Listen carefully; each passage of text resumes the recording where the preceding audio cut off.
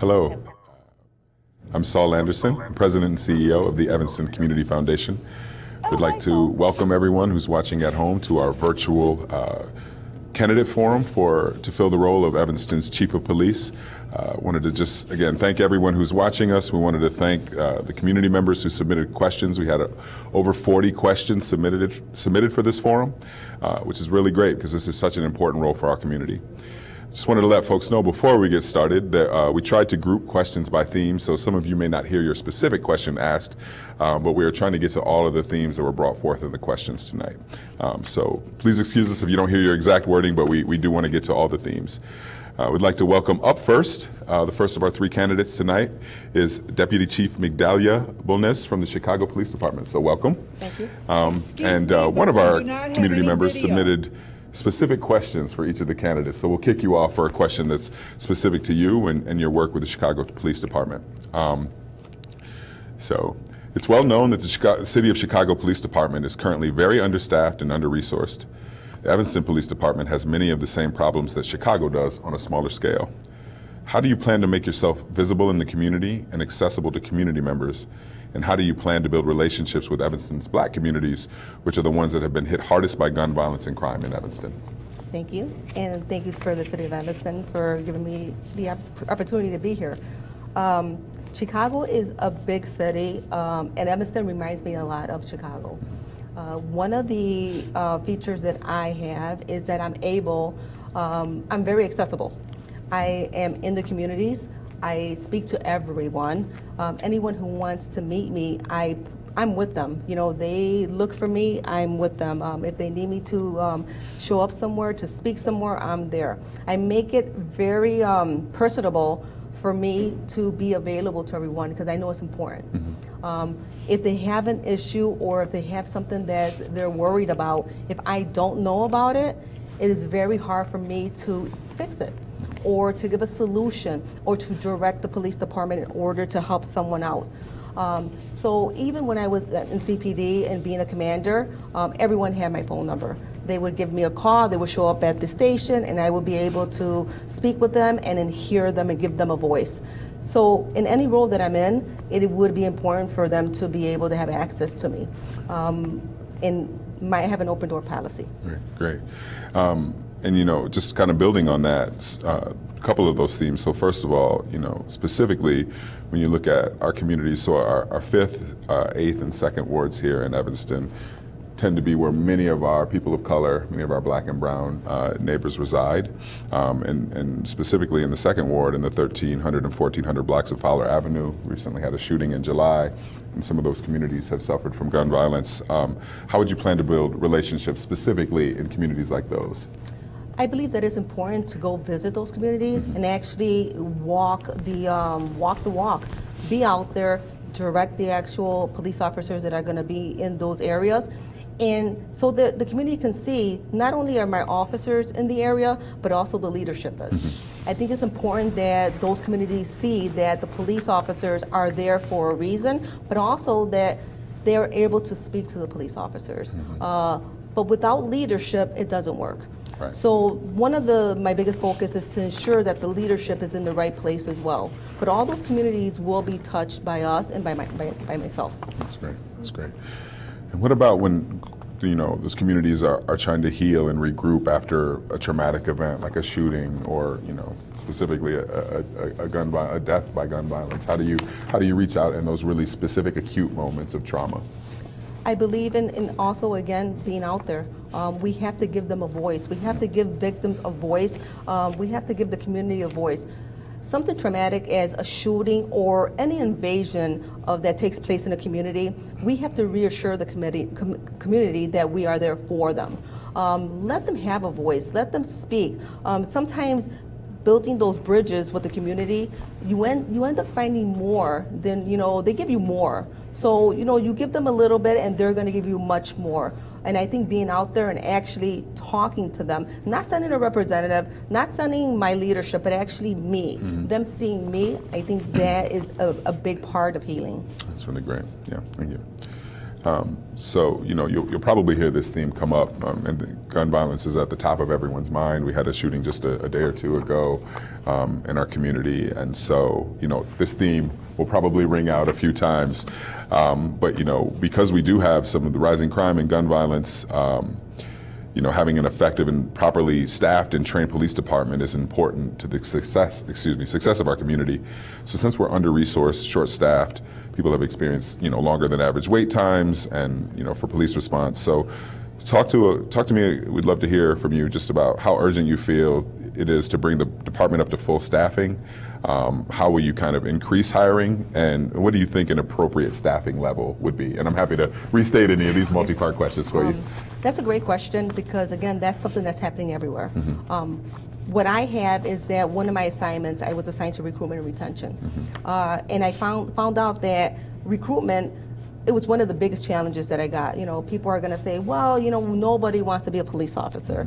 It's going to be hard recruiting. So being given that particular assignment, I found out so much, not only about the police department, but about the communities. There are people out there who want to be the police, and we just have to reach them. Staffing is very important. When we look at staffing, we look at violence, we look at crime, we need police officers. We need the department to be staffed. I would like to see the police officer be right back at proper staffing at levels where we're able to put everybody where they need to be. The detective division, community policing, restaff all of that so that way we have a better handle and more communication going out to the community.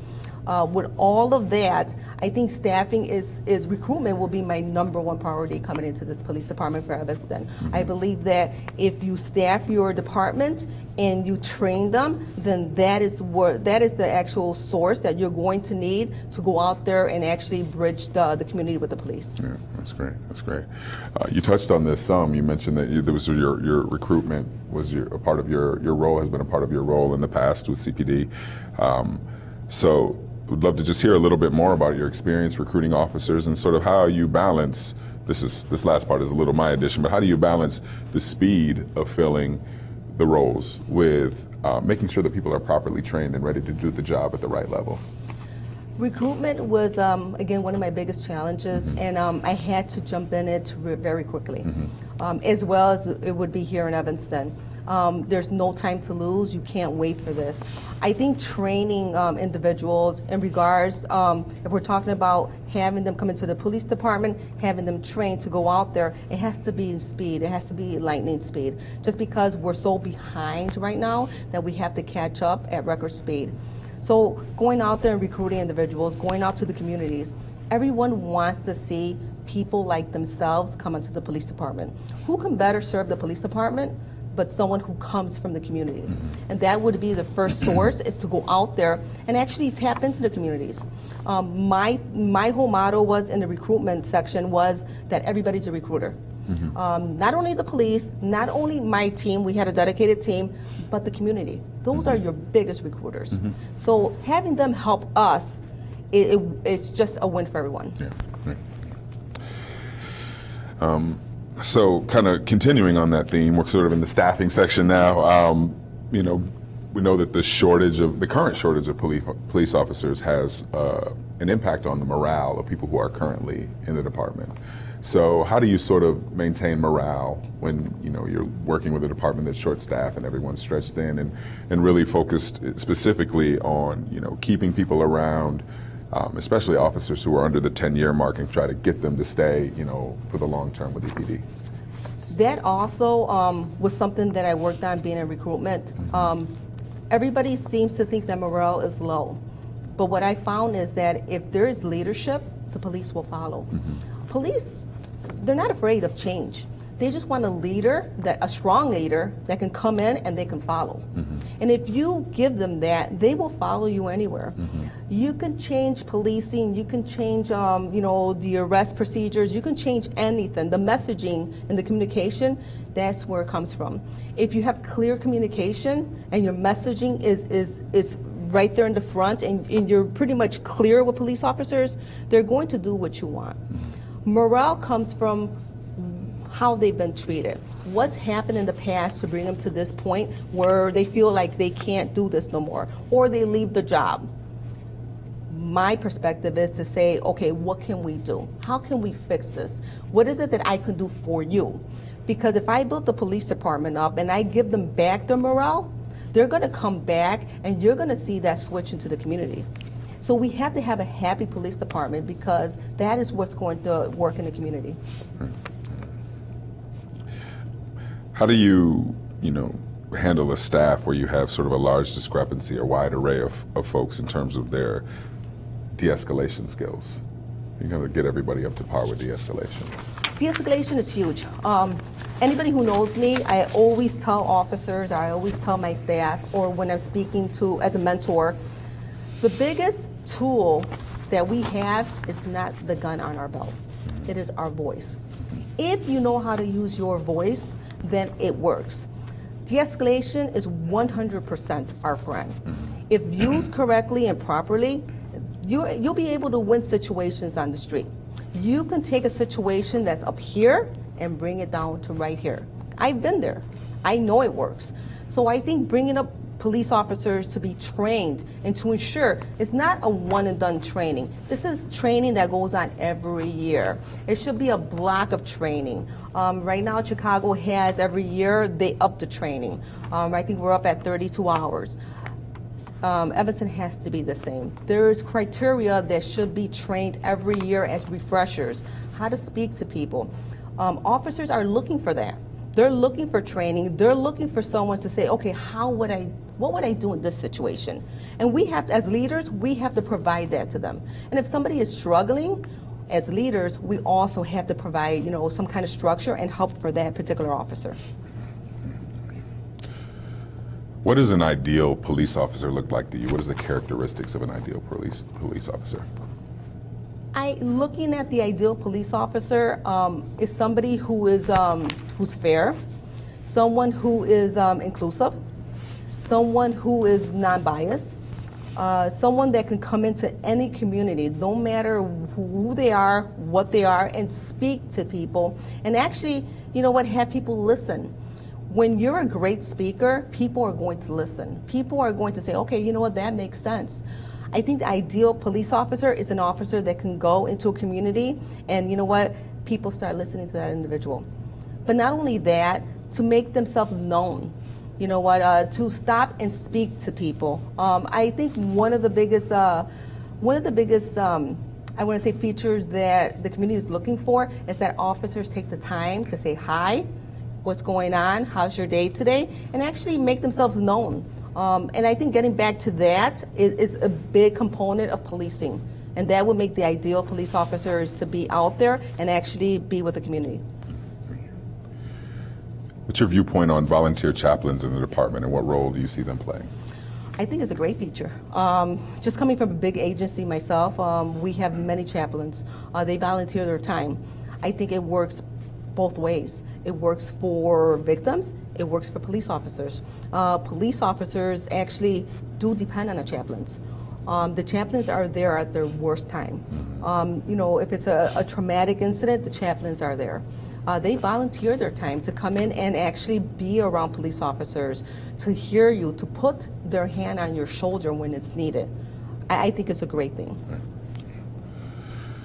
So the budget of the Evanston Police Department has almost quadrupled in the last 20 years. So how do you see, how would you as the police chief save the taxpayers money when the department is severely understaffed? So kind of streamlining the budget and things like that. One of the features that I can also bring to the table is the budgeting feature. Coming from the recruitment, we did our own budgeting. Coming from forensics, we had our own budget that we had to manage. And it was clearly told, this is what you get. When you're out, you're done. So looking at that is actually building a component, a trackable component of where the money goes and who is spending what and what is being spent on.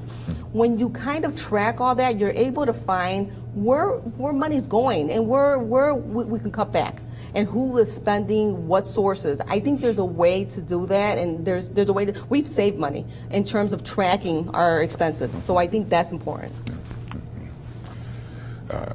How do you balance all the responsibilities of a chief, overseeing the actions of your officers, the paperwork, and the safety of the residents? How do you put all that in balance?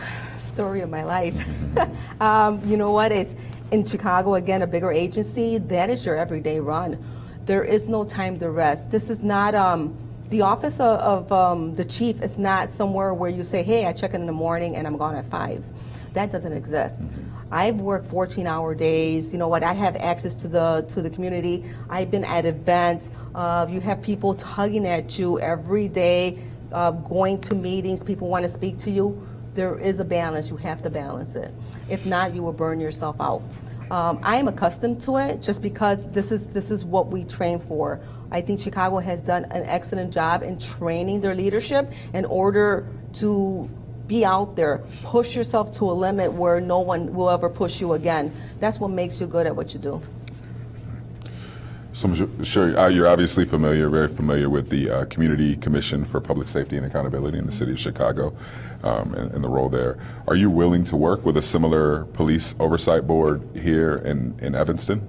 And make sure that people's voices are heard? I'm sorry. Yeah. Absolutely. I think it's critical that the chief of police works with everybody. I think the police officers, if they see that you as a leader can sit down and have a conversation, agree to disagree, but you sit down and you have a conversation, that is the good that you're leaving your police officers because they know it could be done. So absolutely, I'm 100% for it. Yeah. What about what's your experience with school resource officer programs, and do you think they're helpful, and what's your experience kind of working with youth? Being with I was in youth investigations, so working with youth, trying to find diversions and deflections for youth. I think it could work. Chicago is such a big city that they have so many schools. There are schools that need SROs, school resource officers, more than others. I think it's a great opportunity. What we saw from it is that the officers that were placed in schools were able to have a bond with the youth from the high schools or the schools, whatever grade it was. And actually, the kids would actually depend on the police officers to talk to them if they had an issue or guidance. And a lot of the kids from the schools would actually become police officers because they've seen the same resource officers in the schools. It may work for some schools, it may not work for others. But I think it's a great opportunity to have officers in the schools that can also kind of guide kids to grow our own, where we're prepping kids to maybe go into law enforcement, where they can, kind of talk to law enforcement officers and not be scared and build a relationship.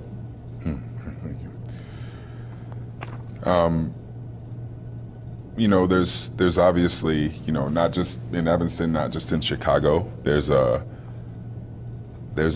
debate, or there's a lot of community work and a lot of community activity around, sort of reimagining a police department. And I think, certainly people have varying degrees of experience with the police in any community, right? But how would you sort of create a police force moving into the future here that sort of draws on what's been good about the past while also balancing what might need to change?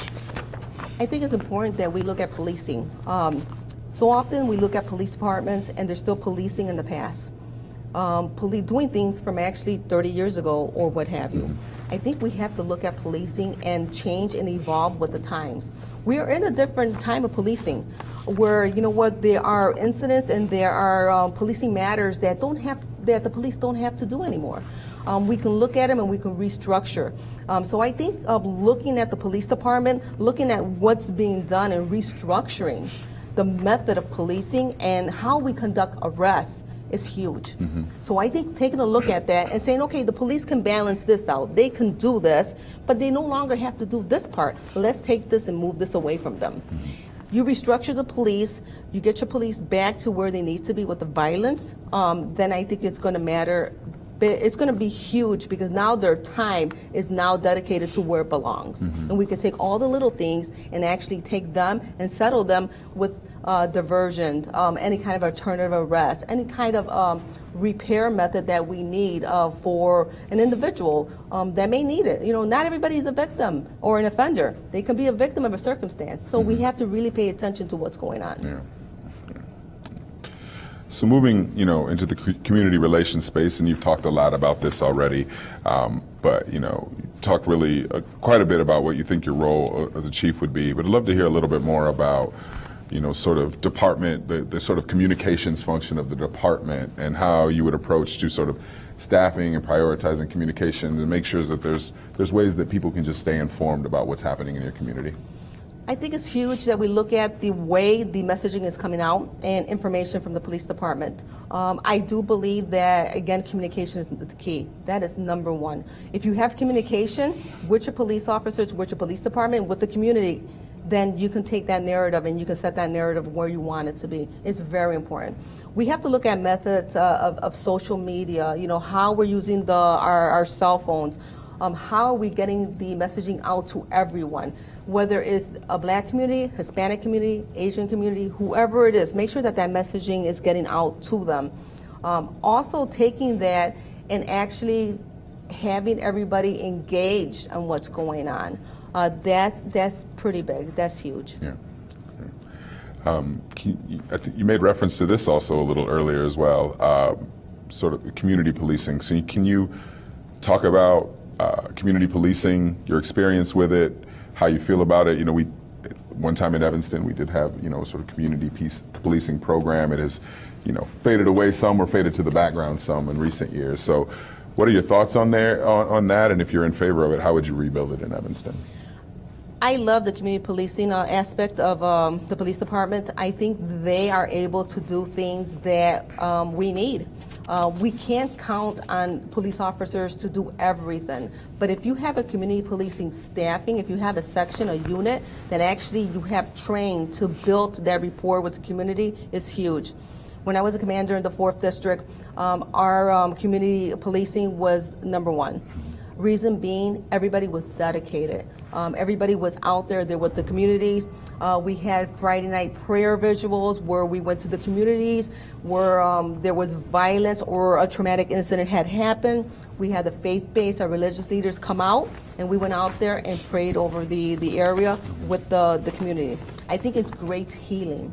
And what those particular, it was every Friday night, what those prayers did is that they bonded the community, the faith-based religious leaders, and the police officers. Mm-hmm. And every week, everybody was looking for it. Every week. Every Friday, it was 6 o'clock. Everybody was already showing up to our locations. And that's where the messaging and the communication gets out. Everybody, I would like to see that back. If it's not here or it kind of fell apart, I would like to put that back together, because that works in mysterious ways. And also try to get some kind of DCO program where the actual CAPS officers have, if they don't have cell phones, give them the cell phones, where now the community can reach out to them directly to kind of ease in the burden of calling 911 and other small little things that maybe those officers can take care of. Mm-hmm. Mm-hmm. Right. So you've spoken, as I said before, a lot about your belief and your commitment. Can you, share some examples or just how you kind of personally demonstrated your commitment to caring about people in the community, particularly, people of color and marginalized community members? The 4th District was the second largest district in the city of Chicago. Mm-hmm. It's 27 miles in radius. Mm-hmm. It's very diverse. We had a Hispanic community, we had Black, we have every little mixture, melting pot was in that particular community. So my belief as a commander was to make sure that we were in all the communities, because if they didn't see me, then I'm failing as a leader. Mm-hmm. So I think it's important to go out there and actually talk to people, find out what's going on, actually have them see that, I am a person also, that we can work together. And that just reaches people in ways that, it's even hard to describe. The biggest moments I had in the 4th District working with the community is when I would go out there and people would come up to me and they just want to shake my hand, but instead we hugged. Yeah. We were able to hug and talk and laugh, and they remember that. They remember that, hey, that commander was out here. Wow, that's incredible. We just don't have that. I think it's important for people to see leadership out there. Yeah. How have you worked with business owners, with the business community, kind of educate them and bring them in as partners in community safety? I think educating the community and the business component of any area is important. Mm-hmm. the business, the chambers of commerce, the businesses that are in this city or anywhere, they are the glue to the actual city. Without them, then you're going to have a desert. So we have to bring them in. You have to sit down with them. You have to hear their concerns. I sit with everybody. I speak to everybody, all the stakeholders, what we need to bring them in and find out what's going on. How can I help you? If we do that and they're able to give, their issues or what's going on, it makes it a little bit easier for the police to understand where they're coming from. So we have a few questions here. I'm going to try my best to condense, but I'll ask sort of section by section, specifically and really deep sort of diving in to relationships with the Black and Latinx community in Evanston. So I'll just start, and like I said, I'll kind of ask them piece by piece, but how would you really specifically focus in on building relationships with those communities in Evanston? I would like to find out what's being done and what's in their community at the present time. In order to build a relationship with either community, I need to find out what's missing.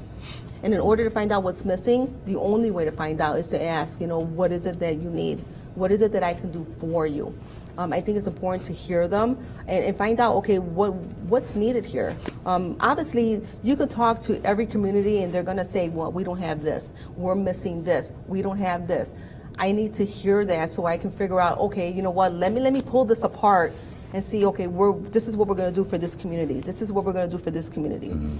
But in the end, to ensure that everybody has a little bit of what they need, and if they're not getting that, find it. Yeah. Find it. Yeah, so, and are there any strategies or trends or tools that have sort of become available in the policing world, I guess for lack of a better term, in your sector that you think would be particularly helpful? For the community? Yeah, specific. And these are all these next few kind of all the community, but also really specifically, the Black and Brown communities in our city. I think looking at community resources, looking at outreach, what is there? What is it that we can bring in?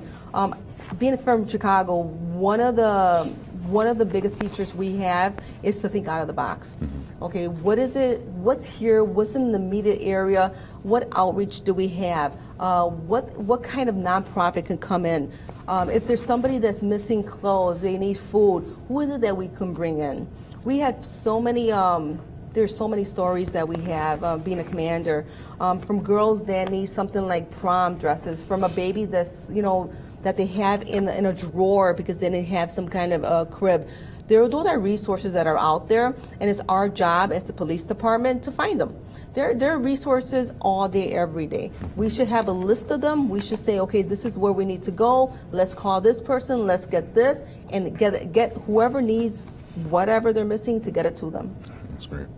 So kind of continuing on that trend and thinking about Black and Brown Evanstonians and thinking about issues of over policing in those communities, which is it's just statistically is the case in many communities. It's not unique to Evanston, and in all communities really we see over policing in Black and Brown neighborhoods, and then also as folks talk about concerns or experiences they've had with implicit bias, right? Assuming that you've been because of your race that you are engaged in criminal behavior or anything like that, or being stopped more frequently.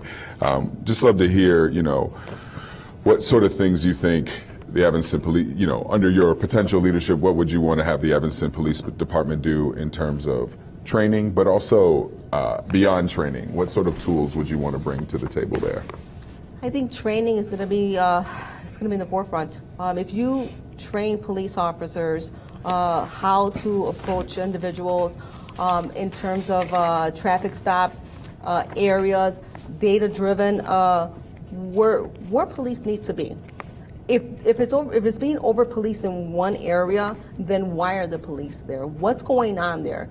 I think data-driven analysis needs to be taken out so that we can look at what's happening there and have the police trained in order to go, hey, you know what? Why are you there? What's going on? If there weren't body cams, I think that's huge. I am all for the body cam videos. Mm-hmm. Are we reviewing the body cam videos?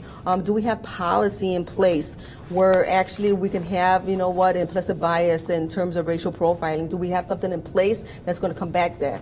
Are we holding officers accountable? Those are all questions that tie in together. But it's going to go back to training. Whether it's yearly, I think it should be blocks, not an hour. It has to be a block of training, so that way officers are always pretty much trained up to speed in how to approach vehicles, how to identify, and have the reasonable suspicion in order to make those proper stops. This next question is really specific to the second ward, but I don't know how much opportunity you've had to sort of explore the wards ward by ward. So maybe I'll expand it a little bit. Forgive me to my second ward neighbor. I'm a former second ward resident, so I don't mean to steal your question here, but I do want to, what do you think is sort of, in your exploration of Evanston as a whole, what do you think are some of the biggest issues facing our community right now? I think it's there's no connection. I think there's a connection missing. Just looking at everything as a whole. Looking at Evanston, looking at the issues, looking at past issues, I think there's a bond, there's a glue that's missing in order to put it all together. Everybody has issues. We're looking at a time where if you look back in the last 2 years, a lot has happened. And if we don't have somebody that can bridge everything together and actually be that glue, then we're missing something. And there's going to be a lot of wards, because even looking at Evanston as a whole, and if I talk about the city of Chicago, it's the same thing. You know what, there's something missing in a lot of wards, a lot of communities where they feel like, no, we're not getting enough. No, the police is not here, or we're over-policed, or, this has happened in the past, or, they had a bad encounter with the police, or something happened where, we need to get back to the place where we bridge everybody together. Thank you. So I want to make sure I didn't miss any questions here, but moving, to a little more specifically into crime reduction. Again, I mentioned this would come up. Gun violence is a fact of life for all of us. It's become, an increasing problem in Evanston, or increasing challenge, for our community. We certainly know that violence doesn't just sort of happen out of nowhere, and knowing that this is not, you're not a psychologist or a social worker by trade, but just wondering, how would you sort of address the root causes of violence in community? That's a good question, because it's happening everywhere. And based on our experience training, coming from the detective division, I think it's important. We do a lot of analysis of what's going on in the communities. Even when I was a district commander, that we had ShotSpotter. We were able to pinpoint and do an analysis of, okay, this is what's going on here. This is who's driving the violence. This person got out of jail. This is what's going on. So behind that whole concept is, we know who's driving the violence. There's probably certain people who keep driving the violence. Citizens should feel safe to go to a McDonald's. Citizens should feel safe to walk in a park or have a party in their backyard. There's no reason that anybody has to say, well, I don't feel safe, so I'm not going to do it. Those individuals who are causing the violence, do a custom notification with them, figure out who they are, custom notify them to let them know we know it's you. But also take the data-driven analysis for the violence, and start looking at the resources of, how do we combat this? We know there's an influx of guns on the street. So we know that, Evanston borders Chicago. Is it a bleed over? Is stuff coming over? Unfortunately, we had the child that was shot in Chicago, came from Evanston. That's tragic. That's traumatic. And that shouldn't happen. That should not happen. That fear should not be there.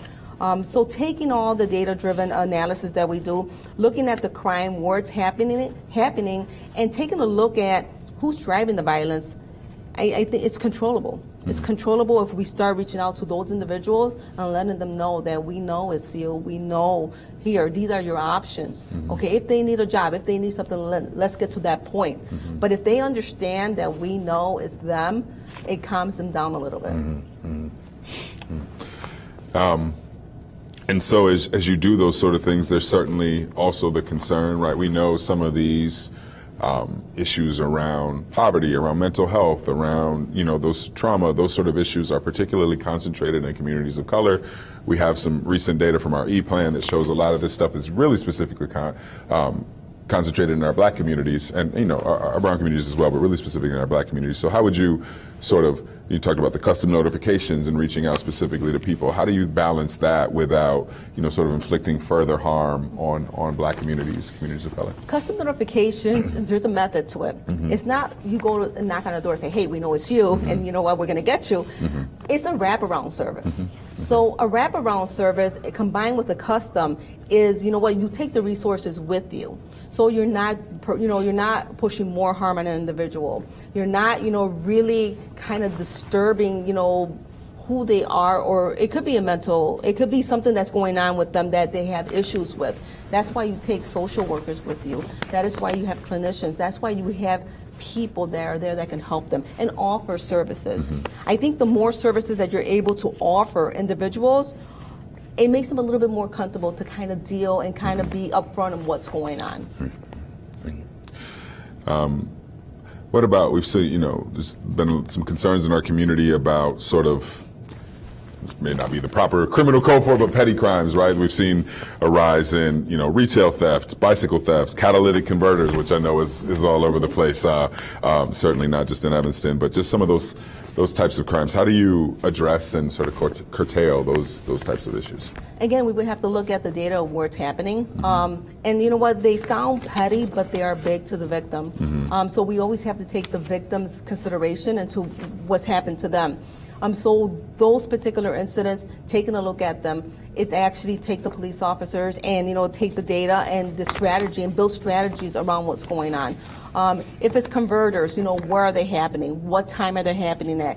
What's the area are they happening? Is there something that we can do? Is there, if it's at night, which most of them happen at night, do we put some kind of mission at night? Do we do a covert mission at night? If it's theft from the stores, talk to the merchants. There's many avenues to, kind of take a look at a crime and say, okay, what can we do? How can we do this better?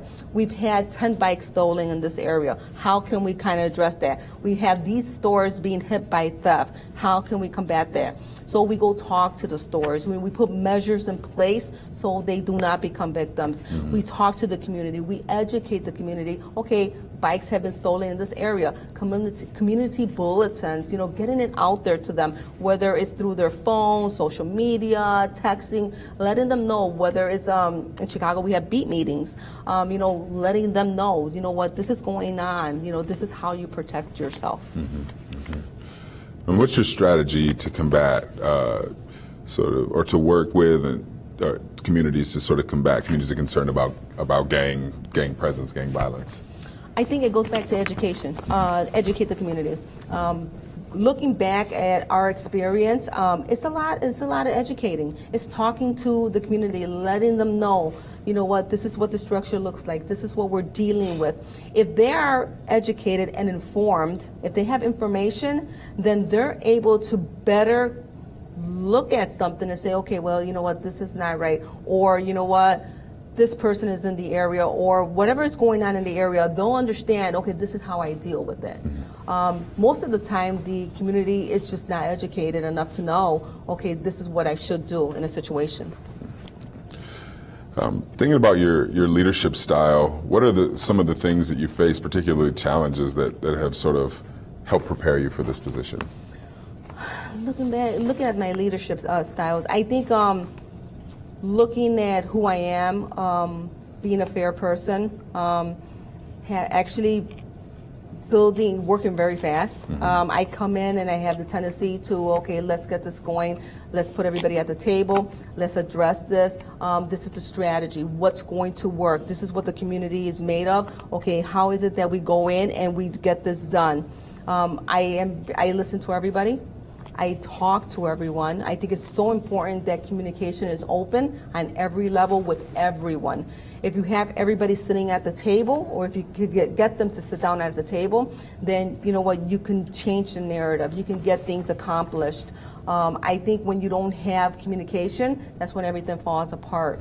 I tend to bring everybody together, and I love talking to hear what's going on. Because people may think that it's something petty, and it's not petty. It's something that is fixable, or something that we just could redirect to another area. And if you were if you were selected as chief, what do you think would be what would be the things that would keep you up at night? Would be your sort of greatest challenges or fears? Keep me up at night? I don't know. I don't know if it keeps me up at night. I think one of my biggest, and I don't want to call it a worry because it's not, but I want to make sure that everyone is really, everybody is getting what they need. The community aspect, I think that's huge. If you don't have the community behind you and you're not really helping them, you're not going to accomplish anything. And being a commander, I can compare it to being a district commander. We had 27 miles of district. We have so many small communities, diverse communities, and you want to make sure that it's being equal. And you want to make sure that the messaging is the same. You don't want to portray something in a community, then they see you on TV saying something else. You have to be fair to everyone. And I think fairness comes a long way because that's where trust is built. Trust comes from being very fair and being equal. Just be equal for everybody. If you think about, years down the line, you've gotten the job and you retire, what would you want your legacy to be here? I would like my legacy to be that I was a strong leader, that I was a leader for the people, that I was able to come in and actually take the police department and help the police department actually create something that's going to withstand time. New policing, new methods, had the police department strong enough that good leaders come from the police department and that they learn that, to engage with the community and be part of the community. What's your opinion on the Fraternal Order of Police and how would you describe their values?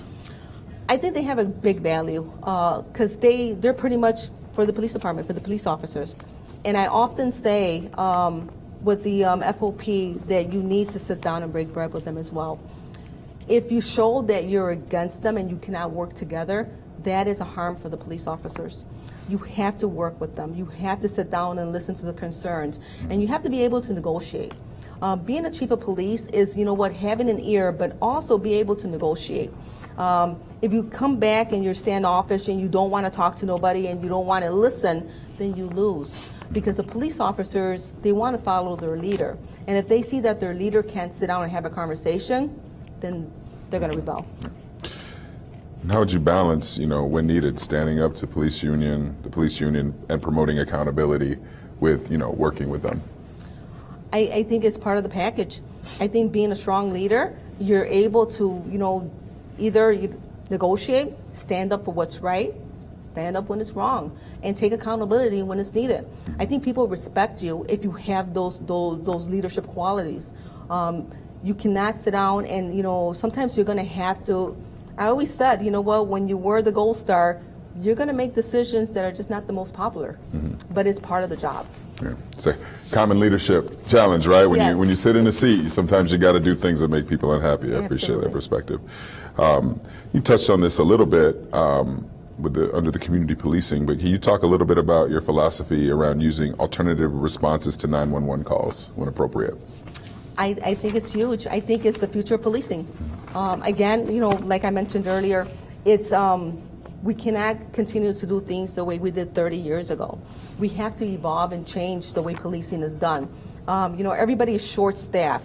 So if we take an alternative to policing and say, okay, you know what, let's take this off the hands of the police department, we're going to have more police to combat real crime. So it's the future. We have to look at it. We have to sit down and say, okay, this is the direction we're going in. And take the fear away. Take the fear away from everyone. There's such a fear in police officers that they can't be the police if you start taking things away from them. And I think with the proper communication and messaging is to let them know, no, you're still the police. We're just kind of redirecting and restructuring this, but you will always be the police.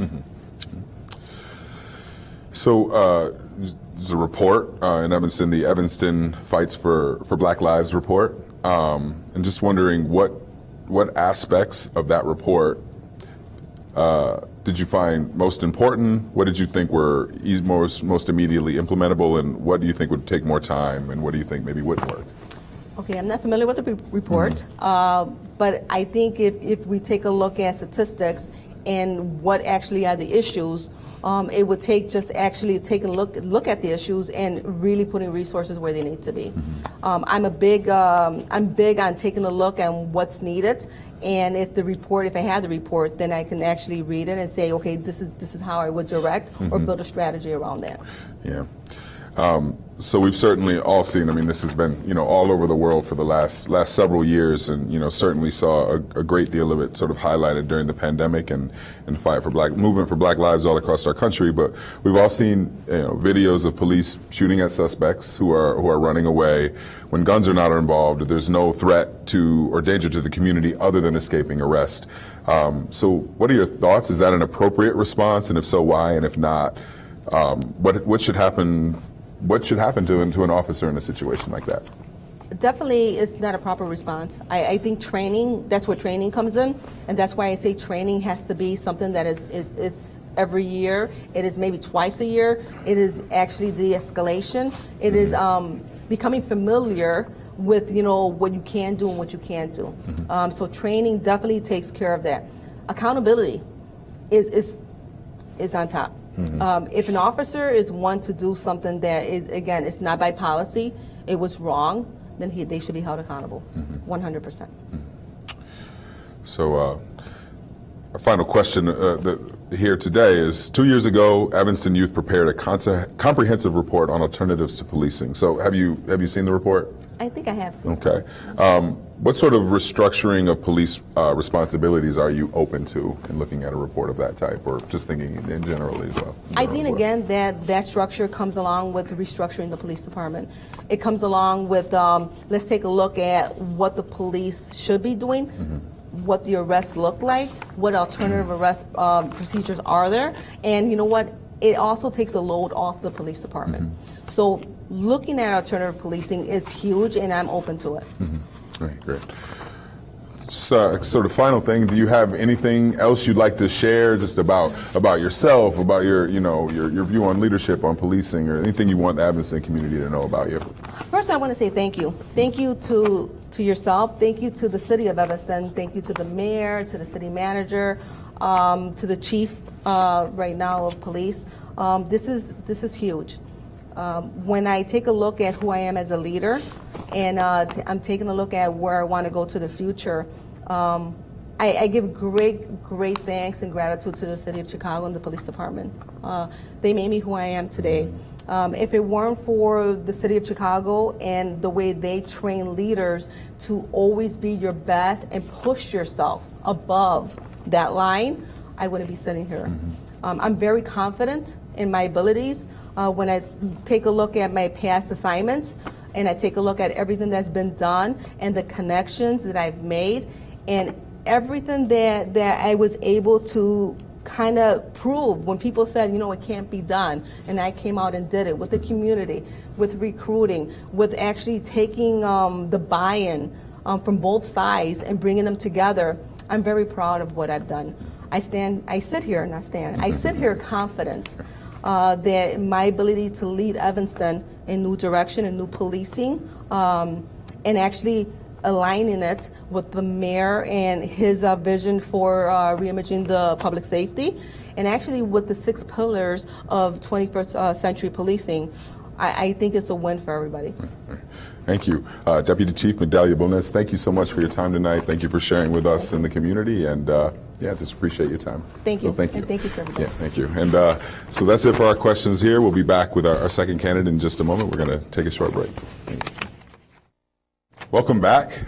Thank you to all of you who have been here, who were here for the first leg. We are now here with our second candidate for Evanston's Chief of Police, Chief Joshua Hunt from the Cook County State's Attorney's Office. Welcome. Thank you once again to all of you who are tuning in, and to the community members who submitted more than 40 questions for this panel, for this forum. Once again, we're condensing by theme, so we will, try to get everyone's question answered in one way, shape, or form, even if it's not your specific wording. And once again, thank you to our one Evanstonian who submitted custom questions for each candidate. So that's where we'll start. So, you, Chief Hunt, it's no, the Cook County State's Attorney's Office is not, always perceived well in communities due to some, perception of, maybe repeat and violent offenders kind of, getting out, or which is believed to increase crime, the crime epidemic, in Chicago and some of the suburbs. So what would you do to ensure that that's not the case in Evanston for those who are caught and accused of committing crimes? I guess convicted too would probably be a good addition there too. Yeah, that's an excellent question. I first want to start by sort of disputing that myth, and I agree that it is sort of an overarching narrative that's fueled by a lot of misinformation. There is very specific data sets that support the conviction rates at the State's Attorney's Office and the approval rates of cases that are presented to felony review. So while it may seem by some that are not as informed as they should be that the State's Attorney's Office is not doing the job it's set out to, it's simply not true. And I think that part of that narrative, that what contributes to that narrative, is that this particular administration and others like it across the country are progressive and proactive in addressing decades and decades of systemic racism and inequality that has contributed to a crime cycle. And I think to answer the question, what I would do if chosen to be the chief of police here is capitalize on my very strong relationships with the State's Attorney's Office to ensure that we're building cases that are sound and that are just and that are fair, and that we're presenting those cases for successful prosecution. And so how would you, using those relationships, making, the changes that you see as necessary to, the processes and policing in our community, how would you ensure that, plans for transformative justice, criminal justice, the reform of those things wouldn't hurt the police, wouldn't hurt, our community's ability to sort of stay safe and make sure that everyone here has an opportunity to be safe and secure in their community? Excellent. Thank you for that question. So part of the challenge of being a progressive police leader is achieving balance. And it's something that I think as a nation we've not been able to do. The pendulum has swung too far left or too far right, and we've disrupted progress. So in order to successfully combat crime, I firmly believe that it's going to take a two-pronged approach. One is proactive and intelligence-based policing that identifies the drivers of violence, identifies the crime, specifics to when and how and why it's occurring, and deploys our tactical resources to address it. It's going to take smart policing.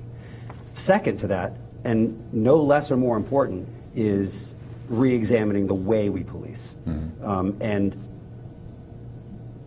looking for systems that will help us change the aforementioned inequality and systemic issues. There are programs across the country that are looking at combating gun violence specifically through a different lens. And it's through street-level engagement, counseling for the persons that have been involved in very traumatic life that is impacted by gun violence, and providing a pathway to escape that cycle. And I think achieving that balance is something that is very, very important to me and absolutely achievable. I think my particular skill set and my experience shows a pretty even split of police oversight and transparency and community engagement with real policing. And I hope to bring that here. That's great. Thank you. So, Evanston has not been immune to some of the challenges that we're seeing all across the country in terms of, rising crime and gun violence, things that have certainly spiked since the pandemic. And so we need, a properly trained and properly staffed and trained police department to really be a successful and thriving community. So we know that our police department is currently under-resourced and staffed, and there's been long wait times for police response. So, can you talk about the urgency you might feel in the role to bring the staff up to par, and in terms of numbers, and what would you do to kind of increase hiring to bring the department up to full staffing, and what do you sort of consider to be the appropriate staffing level? Happy to repeat any of those questions, but sort of just staffing, how do you get there, and what do you think is the right level for us? Sure. So I hesitate to say that this is the most important thing because there's about a dozen most important things, but this one's critical. You're down close to 24 officers, and that is dangerous, very dangerous to both the community and to the officers. It's dangerous on an actual level in terms of the potential rise in crime, but it's dangerous on a mental and physical health issue for the officers. And so priority one for me would be starting to build back some of these ranks. I think the first step is working with the city government here to examine our pay scale and our attractiveness to lateral officers. I know that Evanston, excuse me for saying our, but I need to lean into this. Evanston lost a lot of officers to neighboring departments. And I think that part of the research that's going to go into finding out why is reaching out to those same officers in those departments and find out what made that community so much more attractive to you than Evanston. There's going to be some tough conversations. And then it's going to be 127 more tough conversations with the folks that are still here. And we're going to have to ask those officers, those men and women that have dedicated themselves, their lives really, to protecting this community, what's good, what's bad, what would keep you, what would drive you away. And we have to have those conversations and really listen to what they say and then put those answers into practical use. Yeah. I don't know if I caught all the questions. Yeah, no, I think that was right. I mean, I guess the only other question is sort of, as you look at our community, looking at the numbers, what do you think might be the right level of staffing for the community here? Right. So if I understand correctly, you guys are close to 160 officers, down 127 plus some on sick leave. It depends on how we approach this, and I have a few more ideas about how we can maybe. So there's some immediate fixes that need to happen to get these levels back up to somewhere where it's safer, and there's some long-term investments and some long-term planning that I think will also help to offset the downturn. Yeah. So for one is examining the viability of community service officers. So unarmed representatives of the police department that can take non-emergency reports, that can work parking enforcement, that can work the front desk. We need to free up some of the time of our sworn law enforcement officers so that they can dedicate their day to proactively focusing on safety. And I think it's a very realistic scenario. I've seen it work very well in many other departments, and it does several things. As I said before, it frees up your sworn personnel, but it also places very approachable representatives of the police department on the street that can handle the routine non-emergency calls. That's part one of the plan to help offset this balance. I think that engaging in innovative strategies like they're doing in Minneapolis, where they're building crisis response teams, again, unarmed, trained mental health professionals that can respond to crisis calls. I hope that we might get into that through some of the other questions, but that's several of the key initiatives that I would like to launch. Yeah. Well, there certainly are other questions here to be asked about some of these alternative strategies, and we'll, love to get to those shortly. So, you talked about, some of your plans to bring the staff back up to, appropriate levels and manageable levels. But certainly that's not a snap your fingers and tomorrow we're fully staffed up situation, and being understaffed, under-resourced takes its toll on the current officers. Correct. So how would you, deal with the morale of the current team of our Evanston Police Department? Awesome question. I'm terrified by the crisis that faces law enforcement officers in this community and across the nation. We're losing over 200 officers a year to suicide, and you could attribute that suicide directly to the performance of their duties. That is a true danger, and not recognizing the value of mental health on our officers would be a failure. If we don't take care of our officers inside the walls of the Evanston Police Department, how can we expect them to appropriately take care of the community they serve? So placing a real emphasis on, again, those direct conversations with the officers, and make them regular and intentional. So it's not like a, hey, how are you doing walking down the hallway? It's a real check-in. And working with the leaders of the respective FOP unions to determine what's important to their membership is something that will be key and regular for me. I'm a firm believer in positive interactions through labor management meetings with the rank and file. I think if you don't listen to the people that are doing the job, then you're missing really touching the spirit of your department. And it's something that I'm committed to doing. I've been committed to doing in previous roles and would be committed to in this one.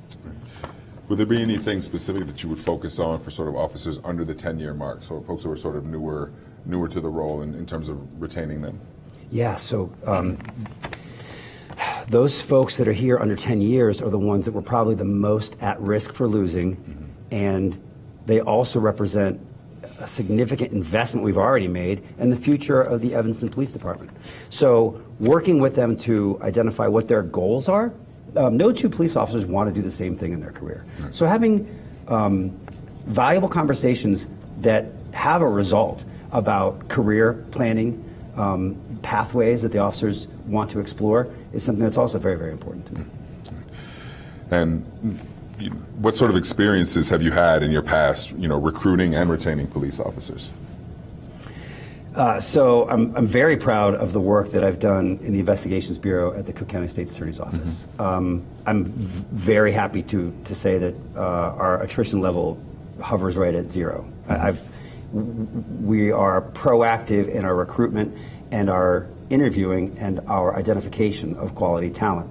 And as new positions are opening, we are filling in those roles. So we are at full staff now, and have been throughout the course of my tenure, and would continue to be, because I recognize that we can't keep these officers forever. And some of them will retire, some will leave for other opportunities. And so having your finger on the pulse of persons that want to be a part of this would be a key priority for me. What would you do, if you found yourself in charge of police officers with a large discrepancy in their de-escalation skills? How do you sort of manage the disparate levels there? Right. So excellent question. So it is through training, but it's also through repetition and creating a culture that believes in the philosophy. You can train people all day long, but if they don't believe in what they're learning, it's going to be a harder concept to grasp. So showing the police officers in Evanston, and I'm certain that most of them already get it, that there is true value to de-escalation, both in that exact moment and in the days and weeks that follow, as you're building positive relationships in your community, that de-escalation does work, and it absolutely works. And I think police for hundreds of years haven't done it. They've done the opposite, and let's face it, it's not working. It's time for a change. And I'm happy that law enforcement is changing this direction. And there are challenges. There's challenges that are presented by social demands and statutes. But we're going to have to lean into those challenges because the change is here, like it or not. And really embracing why concepts like de-escalation are important is something that I think I actually really firmly believe that the people in Evanston and the Evanston police officers will grasp easily. Can you describe the characteristics of an ideal police officer? Yes, I can. Thank you for asking that. You can train somebody to shoot. You can train them to drive. You can train them to handcuff. You can train them to write good reports. You can't train people to care. That is the most important thing that a police officer can bring to the table, is that he gives a damn. He or she gives a damn about their community. And it can't just be, I want to go catch the bad guy. It's got to be, I want to make this particular street safer for the people that live on this block. And that is the most important quality you can have in a police officer. It's not the only one. Honesty, integrity, character, heart, all of these are important. But give me someone that cares first about making a difference over anybody else. And you can take that person and make him to the world's best police officer. What's your viewpoint on having volunteer chaplains in the department, and what roles do you see them playing? Critical roles. So, and I'm getting ahead of myself, but on my list of things to do, if I was so lucky, one is to sit down and get to know all of the current chaplains and explore expanding that contingent. They do two really critical things, and I don't mean to, they do a lot more than just two, but one is they provide a avenue towards to the communities. So having the chaplains inside opens us up to every church in Evanston, and that, as you know, is the epicenter for many of these communities. And so they act as a representative for us so that we can better understand what their communities want. Two, and I've worked with many a good chaplain, they're there when in the worst moments. And they're the ones that provide spiritual and emotional support in walking all of the Evanston Police Department through really, really tough times. And tough times have happened, and they will happen again. No matter how good we are, we're going to have tragedy. And having chaplains on our side that can help walk us through the valley of darkness is, we're very blessed to have such a strong chaplain group already, from what I can tell. I think expanding upon those relationships is critical. That's great. So the Evanston Police Department budget has almost quadrupled in the last 20 years. So how do you, knowing that there's sort of staff growth that needs to happen, there's, new tools that maybe need to be brought in, how do you how would you as chief save the taxpayers' money while handling all of those, resources and staffing needs? Great question. First, I think the first thing in any budgetary examination is to really look at everything we're spending money on now and finding out what our return on the investment is. What programs are working, what tools are outdated, what can be replaced, what needs to be enhanced. Once we've evaluated that, it may be time to cut some things, and it may be time to change some positions or change some responsibilities. There is a way to civilianize certain aspects of the police department without damaging the officers' morale and without damaging our operational viability. And then there is a ton of grant money that is out there that's going to help fund the programs that we really need, both the ones that are new and innovative and the ones that are long-standing. I've got experience in seeking some of that funding and would be thrilled to bring that here to Evanston and help find innovative ways to fund initiatives at a cost to the taxpayer that would be something they could swallow. So this is certainly a big role. Chief of Police, it's a critical role in any community, right? One of, I think, just so important. Policing impacts the viability, the quality of so many lives. It means a lot to balance. So there's everything from the actions of your officers, the paperwork you have to do, safety of the residents, all these things come into play. How do you find balance in all of that? I think to a certain degree, anybody that would want to be a police chief might be a little bit crazy, right? Because it's going to be a personal drain, and I understand that, but I think balancing that drain with the reward that you would get from investing in and protecting a community such as Evanston outweighs the time spent. This is an opportunity. I think you ask any police officer, they might tell you the same thing. I wanted to be a cop since I was 4 years old. That's all I ever wanted to do. And that's driven by this need to help people and to protect them. And the world is a really big, scary place, and I cannot protect the whole thing. But Evanston it represents a cross-section of the world. You have everything here. And I feel like I can wrap my arms around this. I can protect this city, and I would bring my family here, and I would protect my family in the city and everybody else's family in the city like they were my own. And so, to me, that's the reward. That's the balance, is doing what I was put here to do. So after many years, I'm sure you're aware, Chicago approved a Community Commission for Public Safety and Accountability. It gives a commission of residents the final say on policy, hiring, civilian police, the head of civilian police accountability, and the superintendent. Would you be willing to work with the Civilian Oversight Board here in Evanston? Would you be willing to work with a group like that, and how would you work with that group? I helped build that group in Chicago. And I take great pride in the work that we did there. Similar to my role in the State Attorney's Office, there's some public controversy about the work that's done, but people as a whole sometimes are resistant to change, but change was needed there, and I would welcome it here. I think that strengthening that relationship with the community through transparency and civilian oversight only helps the officers, because it gives the community a better lens into what they deal with day in, day out. And the closer we get the community to the police and the police to the community, the better and the safer it's going to be for all of Evanston. Do you have any experience with school resource officer programs? Do you think they're helpful, and how do you share a little bit about your experience sort of reaching out to youth, to teenagers? Right. So I can't imagine many more hot button issues than the safety of our children in our schools. I've done my homework. Evanston Township High School has one of the better school resource officers in the country, from what I can tell. And I know that there's a divide right now about, in some communities, about whether or not there's a place for police officers in our schools. And I respect those that would be opposed to it, but I think we've seen how horrifically things can go when we don't have officers around. The true benefit, though, to having police officers in schools is we're building positive relationships with young people, and we're giving them an outlet to see that police are people too.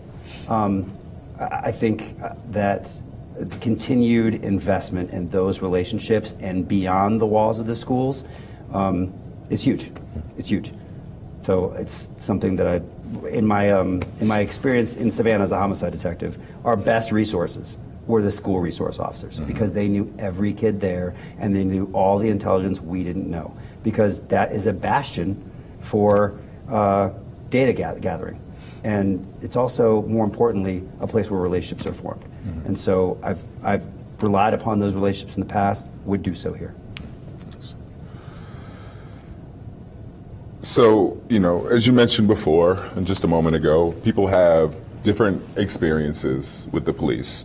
And, we'll talk a little bit about some of this, a few sections. But, for some people, right, they have, encounters with police are not positive. Some folks have generally positive interactions with the police. And certainly with any institution, there are things to, preserve that work and things that don't. So how do you balance sort of this call, this is maybe Saul editorializing a little bit, but a righteous call for some changes in the way we do things while preserving what's worked and what's effective and impactful? So I think, and maybe we'll get into a similar concept in a little while, but if I understand the question correctly, the most successful policing that I've seen is done with respect, and oftentimes it's done in an atmosphere where the person being stopped in the street already knows the officer. And they know the officer because the officer has been out in their block 100 times before that, having regular conversations. Every time the police get out of their car, it doesn't have to be, put your hands in the hood, what do you got in your pockets? It can be, how are you guys doing today? Did you get that job? Do you need help getting your driver's license? Those conversations, those interactions, over and over and over again, build respect and trust. I've been a crime fighter for a long time. I don't have to respect the crime you're doing, but I can respect you and I can treat you with respect.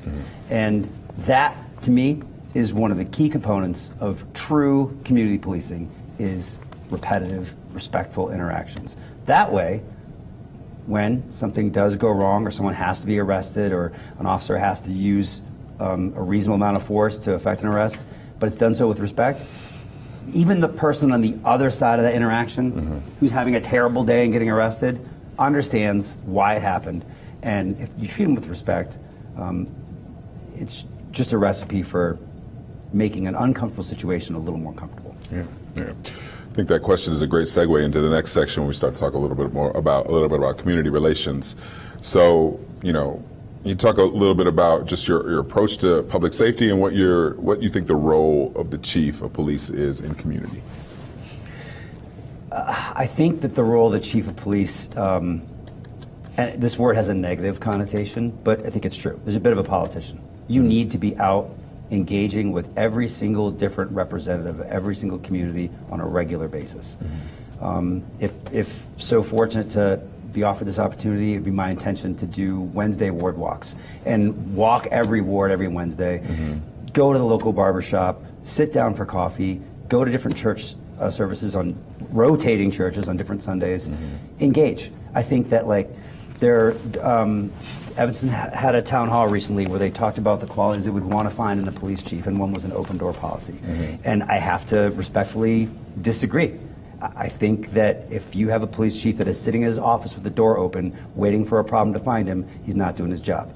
The police chief needs to be out of his office, on your block, in your street, in your church, saying hi, making friends.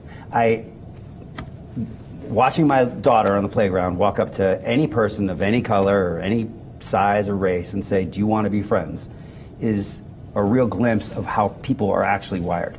People that lose sight of that because they've had negative interactions or they've been miseducated.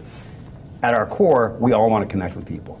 And I'm a grown man. I've got no problem being childlike in that particular regard and making friends in the community and offering our assistance and my friendship to them. So that's to me is a critical component of this role. It's small P politics, the politics of human interaction. Maybe not the big P, yes. like our friend Mayor Daniel Biss here, who's got to go out and campaign. You can do the small P. Yeah. So what would you say is your approach to sort of building community? What do you think your approach would be to staffing and prioritizing sort of communications as a department, as a function of the police department?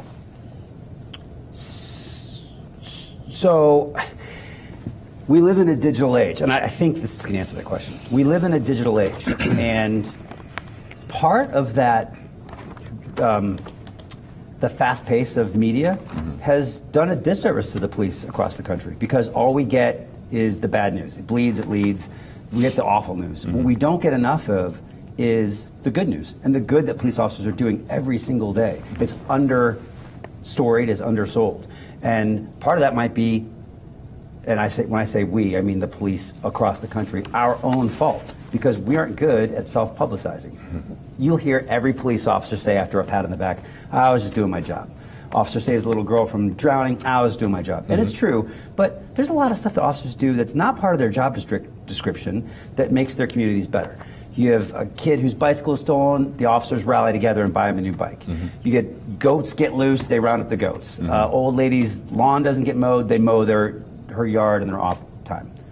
Publicizing that interaction, and not to take advantage of the good, but showing the community what we're doing is a critical step. I've seen some police departments do this very well through social media in highlighting the good that their officers do.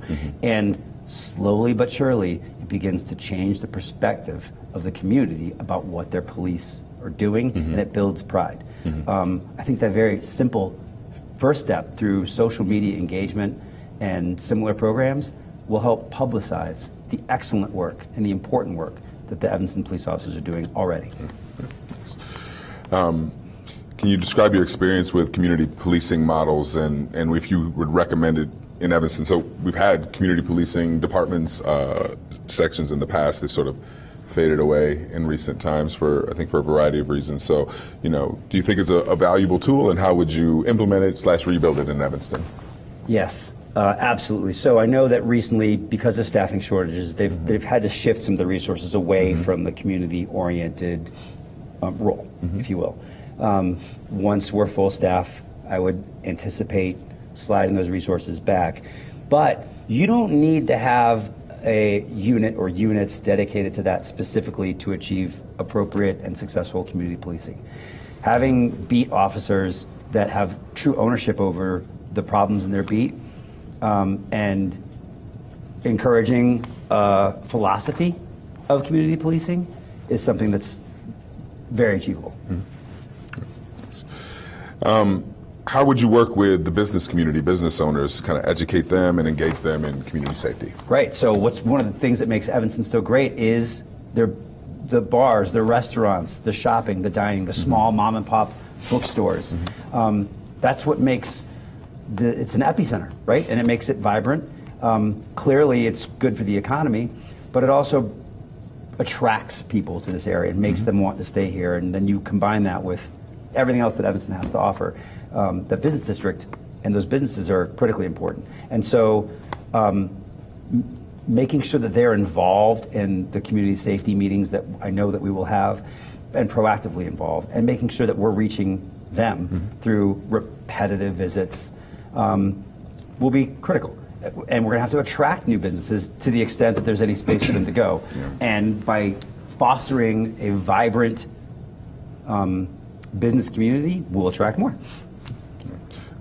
So we have a few questions that are, sort of centered around, an issue we touched on earlier, people having, differing experiences in terms of engaging with the policing community, specifically in our Black and Latinx communities, right? So concerns about mistrust between those communities and the police, concerns about over-policing, which is, I think we know it's data proven, right, that it happens in Black and brown communities, and folks feeling like they are, there's implicit bias, or they've not even feeling, but it's people experiencing implicit bias when engaging with the police. So this is sort of a multi-part question. Happy to sort of break it down. So, sure. So first, what sort of strategies, trends, or tools are there available, you think, to confront and deal with some of those issues? Great.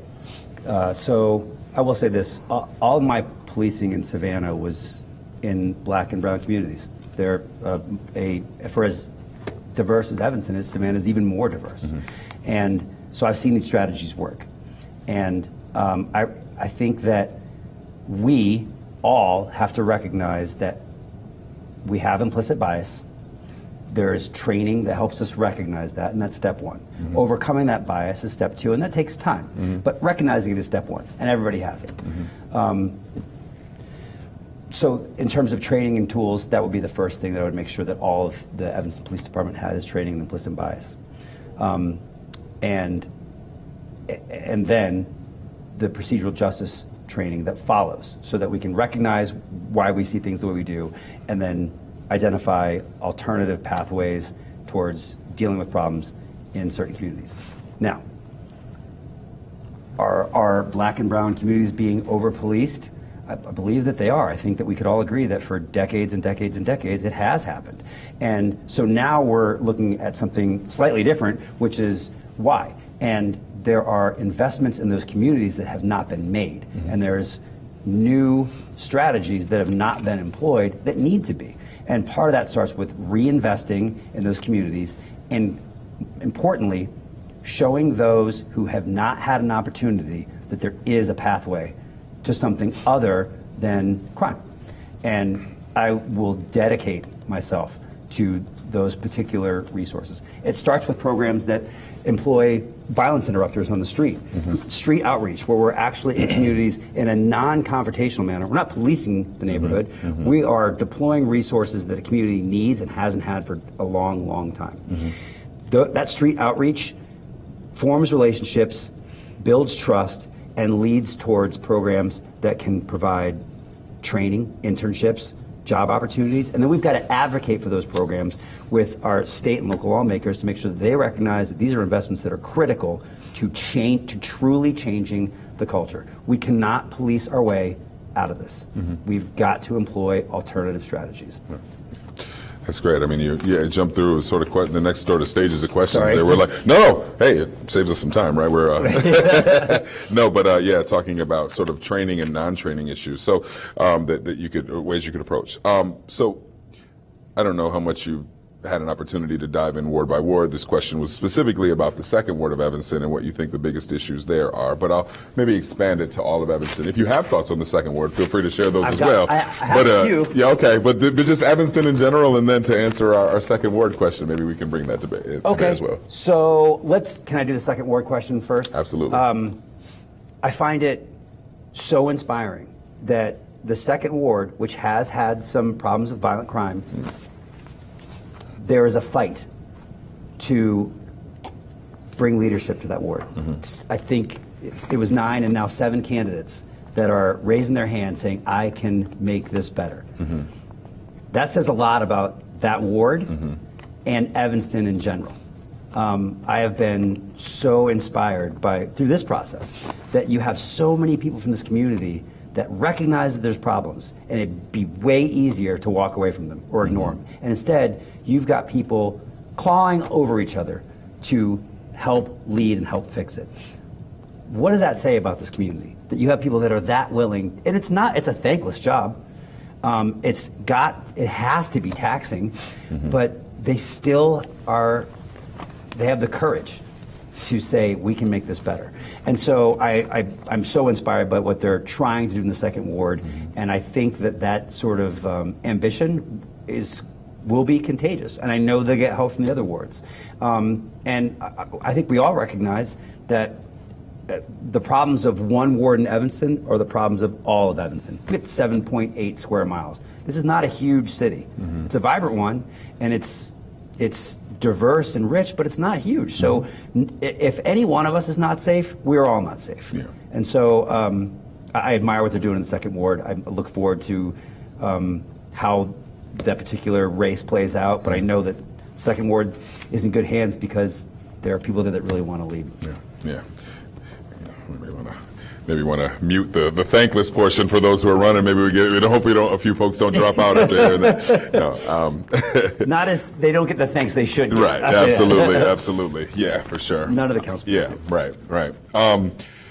So moving into sort of crime reduction conversation there. So we talked about this. You seem to have an understanding of it that we, like a lot of communities, but I think it's oftentimes gets more pronounced in a community of great resource like Evanston.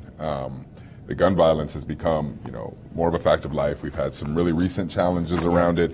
Gun violence impacting even outside of our community, impacting our community and things like that, members of our community. So, we know, and I think you've addressed this, that underneath the violence, there's a lot of mental health issues, experiences with trauma, poverty, and all these sort of things that are, upstream indicators or upstream creators of paths that ultimately lead to violence. Acknowledging that you are not a psychologist, psychiatrist, or social worker or anything like that, we'd just really love to hear your reflections on how you address some of the root causes of violence. So, in my career as a police officer, as a tactical sergeant, as a homicide investigator, I have been across the interview room from hundreds and hundreds of people that have committed violent crime, acts of violent crime. I can tell you that some of them are purely evil people. And sadly, the world has some purely evil people. Most of them are persons that never had a chance. They never had an opportunity, never had a path, didn't have positive adult role models in their lives, and they got stuck very easily in this cycle of crime and violence because there was no way out. And no one ever showed them a way out. I think that's the root cause of so many of the problems that we have, not just in Evanston, but in the country. And so providing a path, showing that there is a way other than what you're doing is hugely important. Yeah. And how would you, ensure that the ways that you deal with some of the, challenges around gun violence in our community don't inflict further harm on the black community, specifically the brown community as well? How do you ensure that those things happen? Right. So, you alluded to this a second ago. Evanston has been devastated by some really horrific gun violence in the last few weeks, where children are being shot. That's absolutely unacceptable. And I don't want to. I do believe that there are systemic issues that need to be fixed, but we also have to be very serious about taking guns out of the hands of people that would misuse them. And that's going to take some real proactive work, intelligence-based policing that focuses on, that targets violent criminals and those that would drive crime. So that's one bucket. But the other one, as you've said, is making these investments and building those relationships between the police and everybody else on that block. And any one block where you might have the violent crime or the crime in general is generally perpetrated by a very small percentage of the people on that block. So through effective community engagement and building relationships with the other 99% of the people that live in that block, if you get them on your side, if you get them on the police's side, rooting out those that maybe can't be saved, becomes a lot easier. And you've built the trust of that community so that they assist you in cleaning up their block. So, absolutely. I want to be, mindful of our time, and certainly not a problem. You've been great. We're giving, really thoughtful answers, but we've got to, just limited time here, so I won't skip. I'll just move over questions that maybe I feel like you've kind of already gotten to in your topic. Yeah. So, we've talked a little bit about the violent crime, but there's also been some spikes in sort of what folks would call, petty crimes, right? Bike theft. Catalytic converter theft is all over. Yeah. Anybody's on Nextdoor, Yeah. that website. It's nothing but catalytic converter theft stories, and sort of crimes of that nature. How would you sort of confront those challenges in the Right. community? So, thankfully for the police, bad guys are opportunists, and they generally try to find ways to do crime as easily as possible.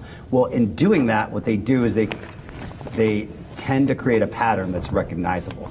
So, through again intelligence-based examinations and analytics, let's take the catalytic converter crime for instance. I'm going to presume, just like anything else, they're happening in certain places at certain times. So we identify those times and then come up with innovative solutions for either deterrence or apprehension. Both can happen at the same time. There's some communities that are launching Paint Your Catalytic Converter pink programs. It's brilliant, so that when they show up at a scrapyard, they'll be turned away. That's an innovative deterrence, but there's ways to be innovative in apprehension as well. I've got tremendous success and experience in the particular arena. So moving on to some questions about you as a leader. Can you just talk about sort of your leadership journey, what brought you here to this point in your career, and sort of describe your leadership style? I was on a tactical unit, and we had pulled a car over, and there were 4 guys in the car and 2 guns, and I just sort of was helping the officer who pulled the car over understand what he could do, what he could do, who he could charge, who he couldn't. And he turned to me and he said, "Hunt, you have a way of explaining things that makes me feel not stupid." And I told him, "You're not stupid. You're learning, and we're all learning." And I think it was kind of in that moment that I realized that maybe my leadership journey had begun. I was a young police officer. It continued through homicide. I really enjoy helping the people that I work with. I think the success of a leader is the success of his people. So to me, the most important thing is that the people that I have the pleasure of working with, and that's something that you will not hear me say, and I don't like hearing. People say, "Well, these guys work for me." No way. We work together. I love working with other law enforcement officers, and I love learning from other law enforcement officers, and I'm not ashamed to admit it. And I think I didn't set out for this to happen like this, but I think that sort of approach to interaction has helped me be an effective leader, because I'm not afraid to ask questions and I'm not afraid to learn. So fast forward, assuming you're offered and accept the role, and you work in Evanston because it's such a wonderful place, and it truly is, until you retire. 2 sort of reflections. What do you think will be the thing that kept you up most at night, and what do you think what would you like your legacy to be at that point? The things that will keep me up are the health and well-being and the safety of the officer that's riding the midnight patrol. That would be tough. Yeah, it's tough to think about now. I've been there. I've got friends that have been there. I have friends that haven't made it off that ship, and that will bother me. I think the only way to handle it is just to make sure that those officers know that they're cared for, and God forbid we have an officer that's hurt, to take care of their families. I hope that my legacy here will be the chief that got the staffing levels back up, the chief that improved the morale, the chief that made the Evanston the safest it's ever been, and maybe most importantly, the chief that everybody in the community knew. I want to walk down the street and be able to call people by their name. And if I can achieve those things, then I will have been successful. Just a couple other areas I'd like to discuss. So first, you talked about the relationship with the Fraternal Order of Police. So can you share your opinion on the Fraternal Order of Police, and how do you balance standing up to the union, holding officers accountable with forging that relationship? Okay, so in terms of holding officers accountable, while the FOP on its face to the casual observer may not seem like they would be a key role player in that regard, they are. If there's an officer that's violated a policy, there's the collective bargaining agreement and our policies and procedures that help create a clear path that is fair for all. And I think having that matrix in place makes any disciplinary process a lot easier, because the officers have rights, and there's a due process to those rights that should be upheld. again, I think that the big scary monster that is the FOP may seem daunting, but when you realize the value of labor management meetings, understanding what's important to the officers and where they're willing to compromise, not only do you create a more well-rounded police department, but you help achieve morale. And if you have officers that are happy doing what they're doing, they're going to better serve the community they're serving. So I look to those partnerships as being vastly, vastly important and really listening to what they need. Thank you. And then the next section and final section will sort of be just a couple part questions. So you talked a little bit about alternative to 911 responses. Yeah. So we've had a couple of reports. There was the Evanston Fights for Black Lives report, and the Evanston Youth prepared a comprehensive report 2 years ago on alternatives to policing. So I don't know if you've seen either of those reports, but if not, I'd love to just talk about, to hear you talk a little bit about what sort of alternative to, policing, alternative to 911 strategies do you think are most viable in a community like Evanston's and will be most effective and impactful? Great. So I think it starts with like small neighborhood complaints, nuisance complaints, leaf blowing, cars are parked in the wrong street. Those don't have to be 911 calls. Those can be addressed by our aforementioned plan for community service officers. Again, unarmed representatives from the police department that are able to take reports or provide non-emergency assistance. So I think that's critical, but that's not where they end. Our bicycle theft reports, catalytic converter reports, burglary reports, instances where we can send non-armed police personnel out there, I think is absolutely viable. And it does further the trust in the community. Look at places like the UK, where the Metropolitan Police, largely unarmed. They have armed cars, but they're largely unarmed. I'm not suggesting that we de-arm the police, but there's certainly a way to use those resources in an effective way. And then the final one, certainly none of us have been immune to, the videos that we've seen online of, some with, police officers shooting at suspects who are running away. There's no guns, there's no, involved, no threat of danger other than a suspect escaping arrest. So, do you feel that's an appropriate response? And if so, why? And if not, how should the officer, be held accountable, be punished? Right. So here's kind of the issue with, first of all, body-worn cameras, dash-worn cameras.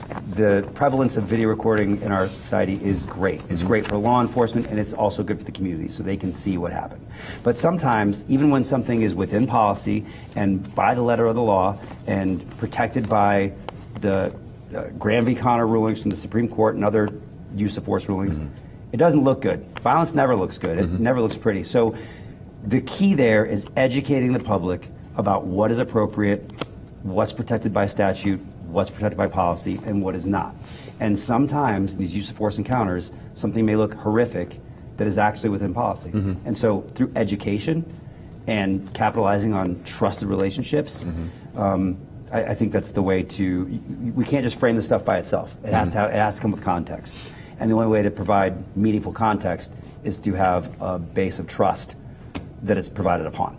So, thank you so much. I don't know if there's anything else you'd like to share with the Evanston community about yourself or anything like that. But if so, I'll give you a few, maybe 30 seconds. Great. But, Well, first of all, I'm absolutely honored for this experience. I've really enjoyed this conversation. I'm also honored that I'm here amongst these other two finalists who are both remarkable human beings. If selected, I will give Evanston everything I have. And I'm really, really inspired by the level of involvement from your city leaders in this process. I've never been in multiple panel interviews with that many people from every different aspect of this community, and it says so much about how important this is to Evanston.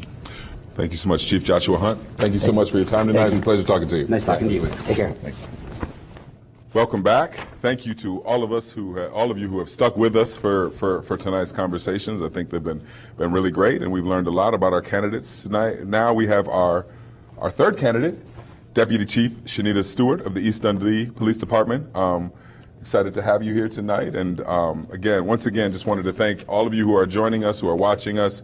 Thank you for submitting the more than 40 questions that the folks have submitted. Once again, we group them by themes, so if you don't hear your specific question read out, we are getting to all of the topics in the conversation, and also, trying to follow the natural flow of the conversation as well.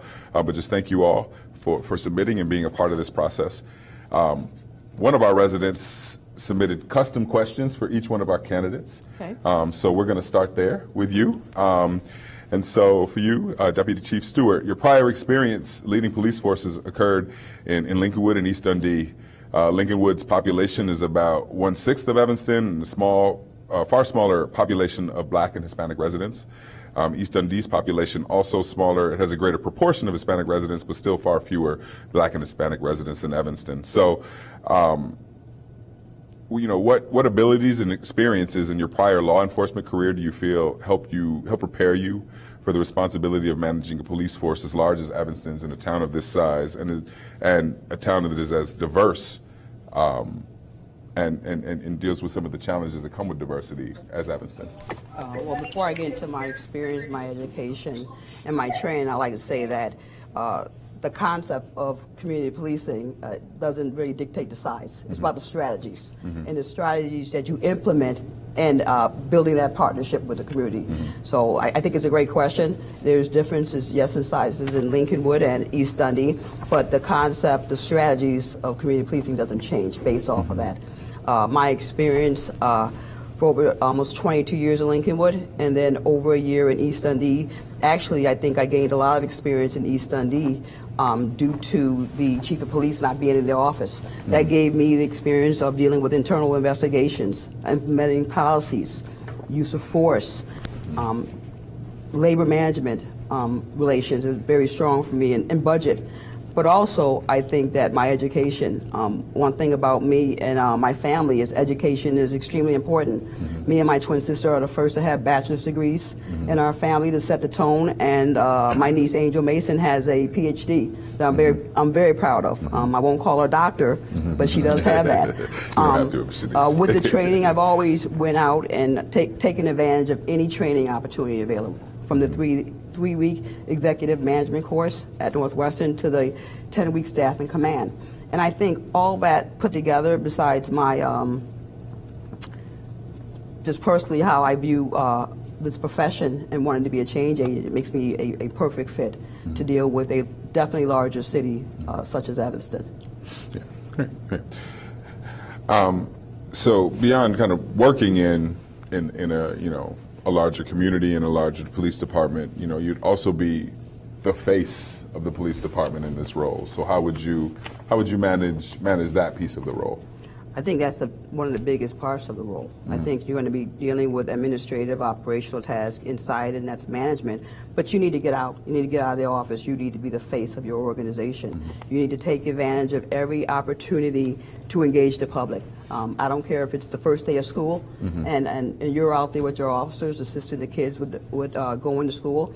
I don't care if it's going to get lunch and making a positive contact with somebody. Every day I try to engage someone new and build a good relationship.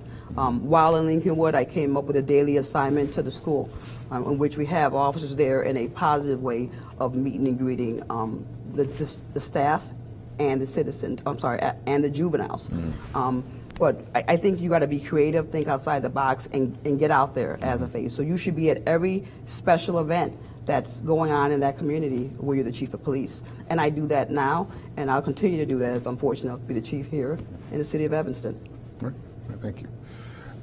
First, we've got a couple of sort of topics, common questions to everyone, and we'll start with staffing. So Evanston has not been immune. We've not escaped sort of the challenges that many communities have seen sort of in this post-pandemic world with rising crime, and specifically gun violence has been a challenge. I'm sure you're aware we've had a couple of recent shootings and even some outside of our community that have affected our community. And we know that having a properly staffed and well-trained police department is really important to the success of our community. But unfortunately, in the moment right now, we're understaffed, under-resourced. So, just wanted to hear what how you feel about the urgency of bringing the department up to full staffing, and what would you do to increase hiring, and what would you think is the appropriate staffing level for the Evanston Police Department? I think that's the number one issue right now, plaguing Evanston. I know it's a problem nationally, and everybody's dealing with recruitment, hiring, retention, but I think it's unique right now to Evanston, and we got to be honest about that. The Evanston Police Department is losing members that have a lot of experience, that aren't your newer officers or your veteran officers that are retiring. And we need to get down to the bottom and see why people are leaving. I would like to address that by hearing from the personnel. You have loyal people that work for this police department that have stuck through a pandemic, civil unrest, and they're still here working every day. And you want to surround them and give them the adequate staffing to deal with community concerns. Crimes of violence is in part a police department problem, but it's a public health problem. I don't want to infringe on people's Second Amendment rights, but guns are getting in the hands of people that shouldn't have them. Right? My family's been affected by gun violence. It means something to me. I'm passionate about it. So I think we have to have the staffing in place to deal with the issues that take place. Right? If you don't have staffing, you can't address the mission of the police department. Recruiting has to be done. We can use social media, but it should be done by the people that work here in Evanston, right? They're going to be your biggest promoters for saying this is a place I want to work. And right now, that might not be the case where people feel that they're being supported when they come to work, and we have to change that. We have to deal with staffing, to deal with morale, and officer wellness. And until we deal with those two, we can't even get to building a community partnership. Right. To be quite honest. Yeah. And those are tough conversations that have to be had internally and externally. We can't publicly bash police officers that come every day and work hard to do their job. Now, I understand that, part of procedural justice, you want to have a voice, right? You want it to be fair, you want to be respected, you want to be trustworthy, and you want a voice, and that voice is from the community. But we need to do that in a professional manner where we stop losing personnel that we need to keep the streets of Evanston safe. I'm invested in this community. I have family in this community, but I also want to work for a police department that people want to go to every day and feel appreciated. Yeah. And I think that can't be lost in any of this, no matter who the chief is. Yeah, right. Absolutely. So you talked a little bit about morale. What sort of strategies would you implement to address the staff shortage, to deal with morale, to retain officers, specifically those who are kind of at or under the 10-year mark, so that they will stay in Evanston for the long term? I think showing you appreciate an officer goes a long way. I mean, reward them for the good work they're doing, especially when you're trying to create a culture of an organization, right, based around community policing. Rewarding them for those positive community engagements. This is an unbelievable police department. What's not being talked about is, in January of 2021, you had personnel of this police department stop an active shooter. You have some of the best personnel here. It's just a matter of letting them know they're appreciated to keep them here. So we bring in other people that want to work here. And no one wants to go to a place they're not appreciated. Yeah. I would hate to go to my job and no one wanted me or didn't appreciate me. And we got to create that environment. And they also got to express in the police department that they appreciate the community they work for too. Right. So it goes both ways. Yeah, absolutely. It definitely goes both ways, and I see both points. We're doing a survey for the public. We should also do a survey of why we're losing officers internally, and I'm more interested in why the loyal ones are staying, and to keep the ones we have here. Yeah, right. Can you talk about your experience on you made some mention of this already, but just describe your experience recruiting and retaining police officers. I think every opportunity I get, I'm recruiting. I was recruiting before I got here today on someone that was leaving the department, and I was saying, if I get a job, I want you to come. Evanston's a good place to work if I'm able to get that job. Right. I think, I just read recently that Evanston's giving or thinking about giving bonuses to get new people in the door. I think that's a good thought, but again, I want to keep the people we have here. I would consider a retainment bonus for the loyal individuals you have working here that are bought into the core value and the culture of the organization, which is community policing. But I think that's going to be constant, right? We should consider having a recruitment team, you know, and put that out there. That team is also recruiting or going to, we have Northwestern University, you know, looking at junior colleges instead of four-year colleges. Thinking about the requirements we have set up to get the type of people we want. Maybe we need to tweak those requirements to get the right people in here that have the same core values that we want in this organization. But I think that's going to be constant, a full-time job to do, and it's going to be continual. Right. How would you handle, you know, a situation? I'm sure you've been in this situation many times before in your career. How would you handle a situation dealing with police officers with a discrepancy in their de-escalation skills? Well, training should be constant, no matter what field it's in. But address it. No reason to hide from it. You got to be transparent, open, and honest with it. But hold them accountable for it too. If we've provided training as an organization and they refuse to do it, de-escalation should be part of any use of force or the values of your policies, right? Even to the point of sanctity of life, that's the utmost important. So you want to de-escalate the situation to not get to that. But I would address it and hold that person accountable. But we're gonna, with the Safety Act, what we're formed, there's going to be constant training, and we have to take advantage of that. And officers need to be willing to understand that that's part of their job and an expectation of being a police officer here in Evanston. You talked a lot about expectations and the culture of the workplace and trying to find, you just mentioned trying to find the right people to fill the roles that we have. So in your mind, what is the right person? What is an ideal police officer? Like I touched on, individuals that have the same core values as the department, as the community, right? The public is the police is the public. The community wants a say in how they're policed and the people that police them.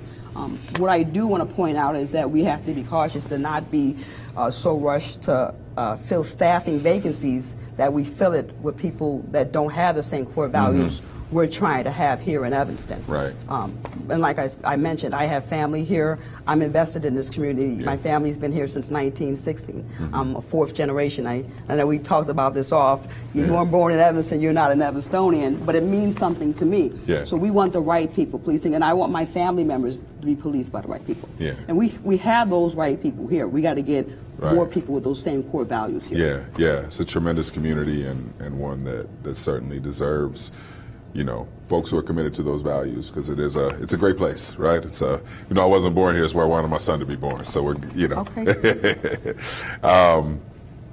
So can you talk about, well, you know, I'll jump back to some of these other questions, but since you just alluded to it, I'm sure you're aware, you know, after many years, Chicago approved a Community Commission for Public Safety and Accountability, you know, that has a wide array of sort of powers and responsibilities from, you know, policy to hiring and all those sort of things. So would you be willing to work with the Civilian Police Oversight Board as a monitoring method of the department with, you know, maybe not exactly equivalent, but similar levels of sort of responsibility in the police department? Definitely. Like I mentioned before, the community wants a say, a voice in how they're policed, right? That oversight brings accountability, transparency, right? That's how we're going to build trust, and what we're doing is the right thing to do. What I will say is that I think that members of that committee should either be trained or have a background in the collective bargaining agreement, understand labor laws, understand the legal ramifications of doing it the right day, and understand the criminal statute. And if they understand that, they're trained in that, they have a background for that, definitely is supportive. Yeah. But I want to see the bigger picture and make sure that there's no legal ramifications for doing it the wrong way. Yeah, absolutely. What's your viewpoint on having volunteer chaplains in the department, and what role do you see them playing?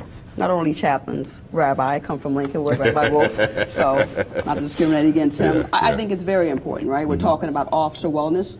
We're talking about staffing and the issues and morale that come from it, and I think it's another tool. It's another tool in that tool belt to assist our personnel Yeah. You know, I think right now there's a very good officer wellness program here. I would just like to enhance it. And looking in my research, I'd actually to make family more a part of it. You know, we have officers that go home to families, right? Yeah. When officers stress, the family's stressed, right? My mom is stressed now, waiting for the interview to get done, right? So I want you to, you know, I think the family should be included, but definitely chaplains. I'm very supportive of that.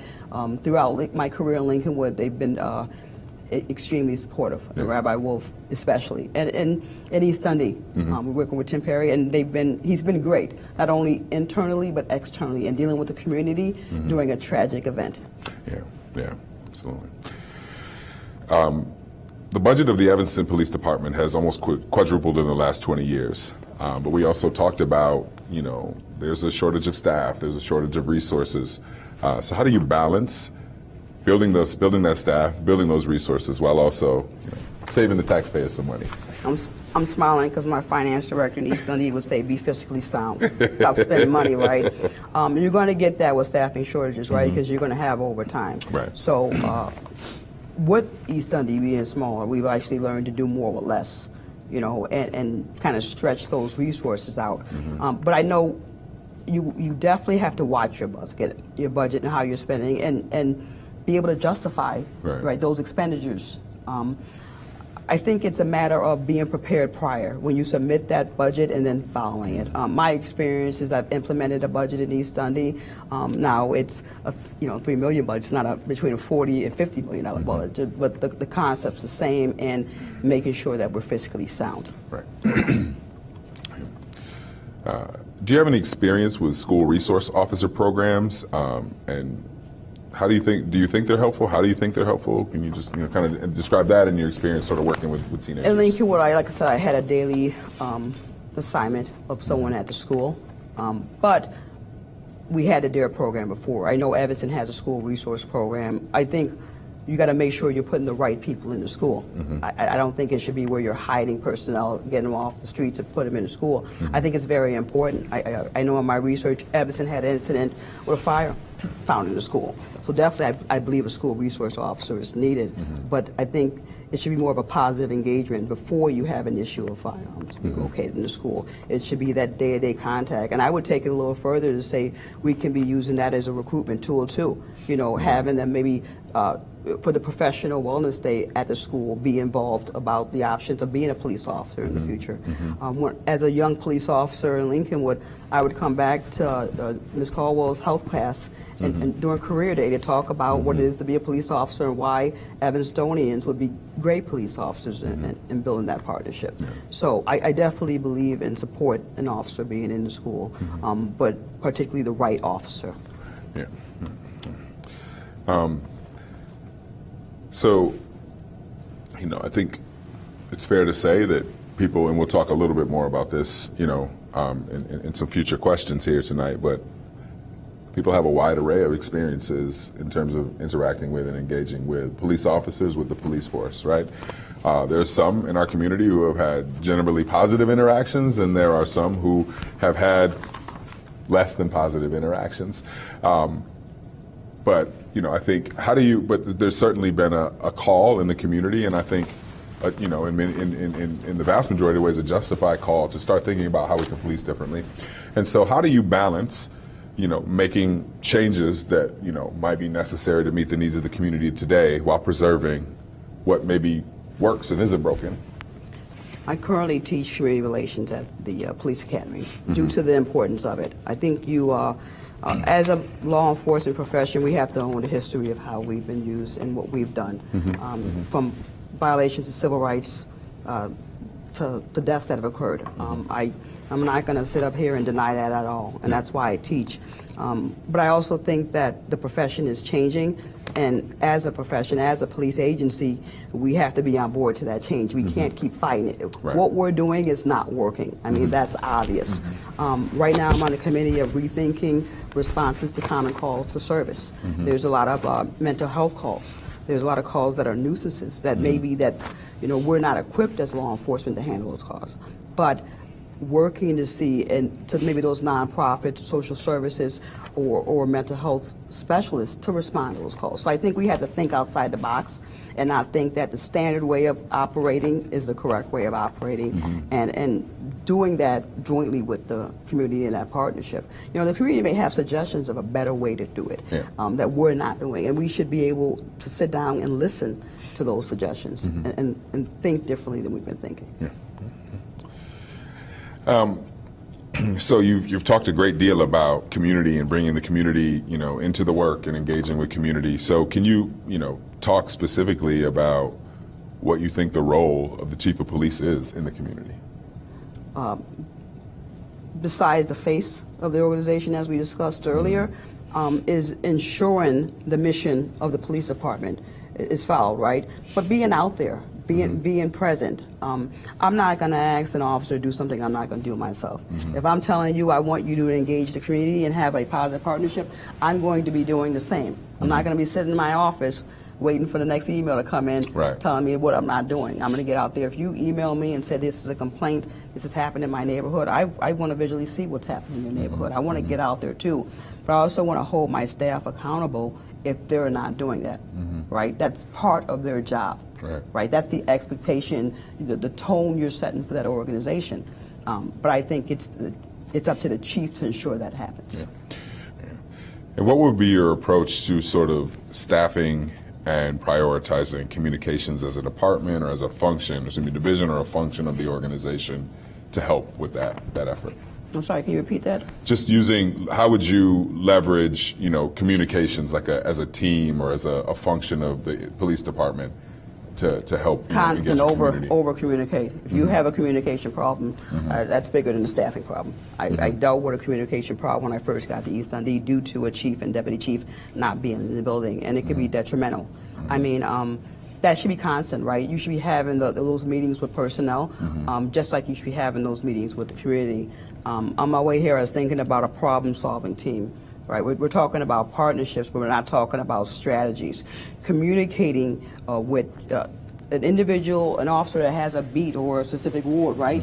Having that same communication with people in the community and figuring out what's a great way to strategize to resolving the issue at hand.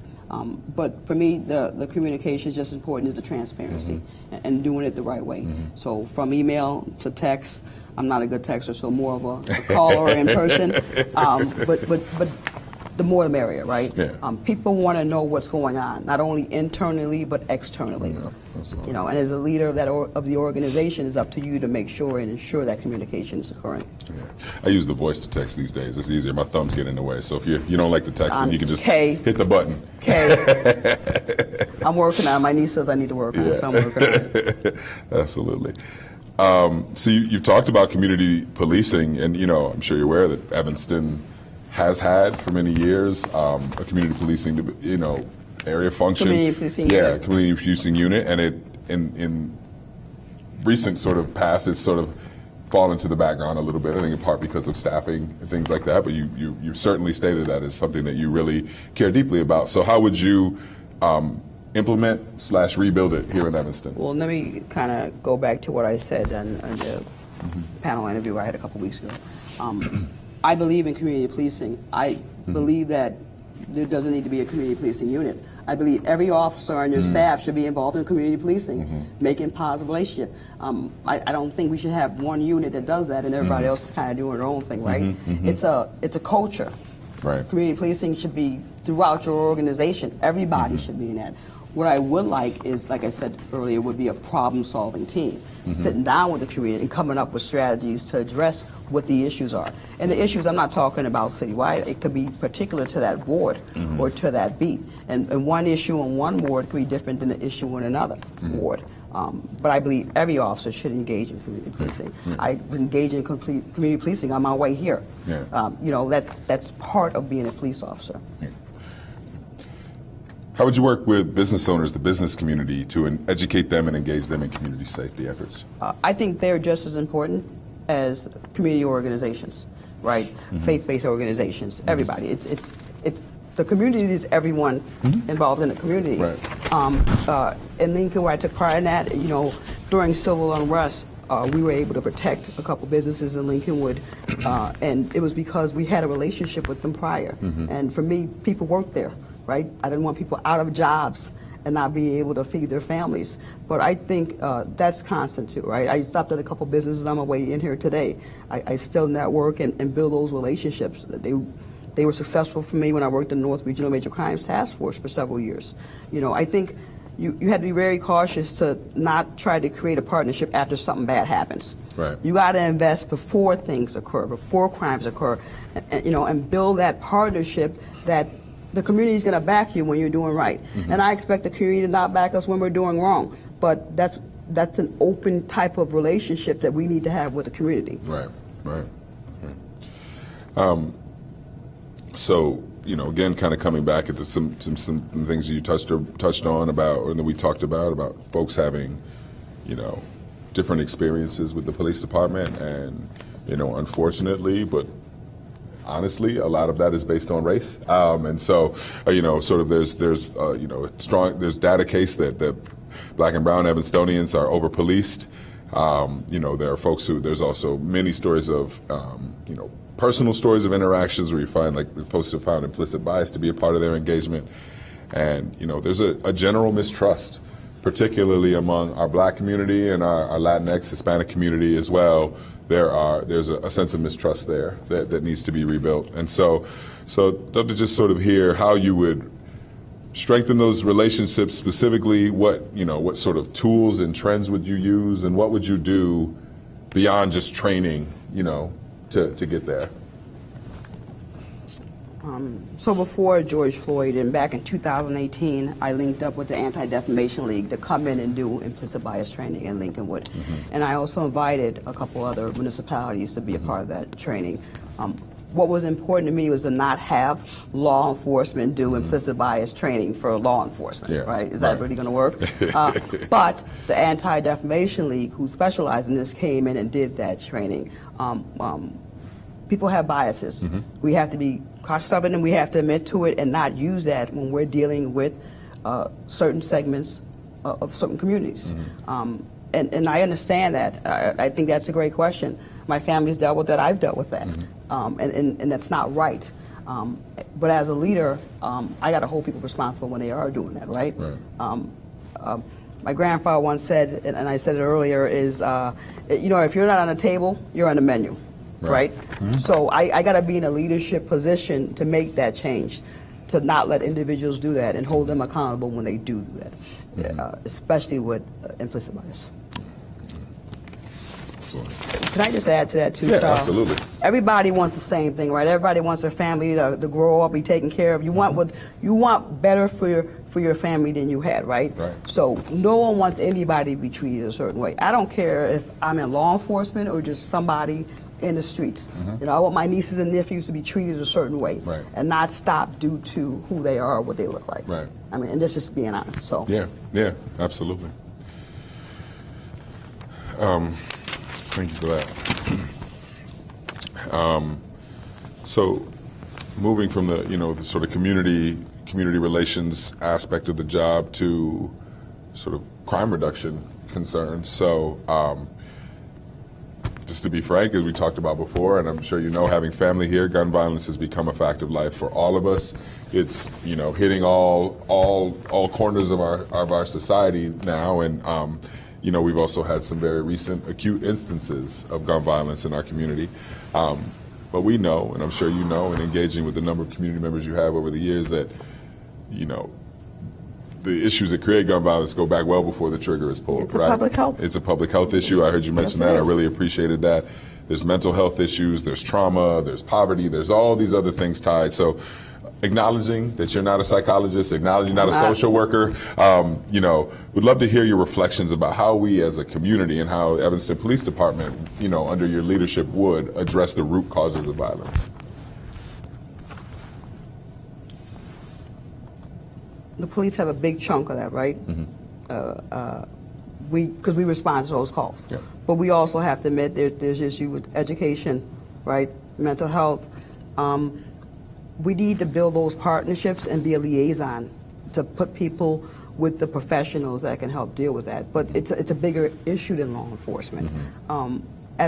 Being in this profession, I'll take responsibility for our chunk in it, but we have to understand we can't do anything unless we work together. Right? Unless we're a team.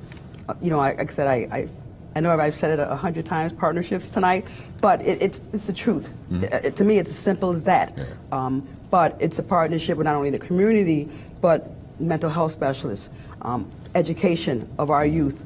I think Evanston Township is the best high school in the state of Illinois. I'm a little biased, right? But we do have to deal with how our kids are being educated too, right? How our family members are being educated. So you have to look at all of it as a whole. And again, I'll mention problem solving. I don't want to sit up here and complain about something. I would like to sit down with people and come up with resolutions and strategies to address that issue, right? Take a positive approach and deal with that in a positive way. I mean, we can keep talking about all the issues. We got to get down and start addressing them and come up with strategies to help facilitate the change in it. Right. See that wild kid pride. My son told me in the car last year, in first grade, he was like, I want to be a wild kid. And I was like, they start him early. You said kid, right? Not kid. I said kid. I said kid. He said, right. I want to be a wild kid. He was in first grade. I didn't even know he knew what a wild kid was, but apparently that must be part of the first grade curriculum here. So, you talked about this, some as well, and we've had some pieces here, but certainly there's still questions from the community that, leading the department in addressing gun violence and concerns about safety also comes with, frankly, with engaging with communities of color, particularly in the Black community. And so how do you do that work without inflicting further harm on the Black community? We're going to talk about over-policing, Sal, but let me just hit a point real quick. We're going to talk about communities of color, but I don't want to forget about communities that aren't of color. Policing is the city as a whole.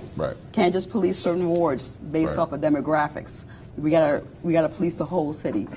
Now I'll get to over-policing. So over-policing, right? It's yes, when we have intelligence information that comes in or data-driven policing that says these crimes are occurring in this certain segment or this certain ward within the city.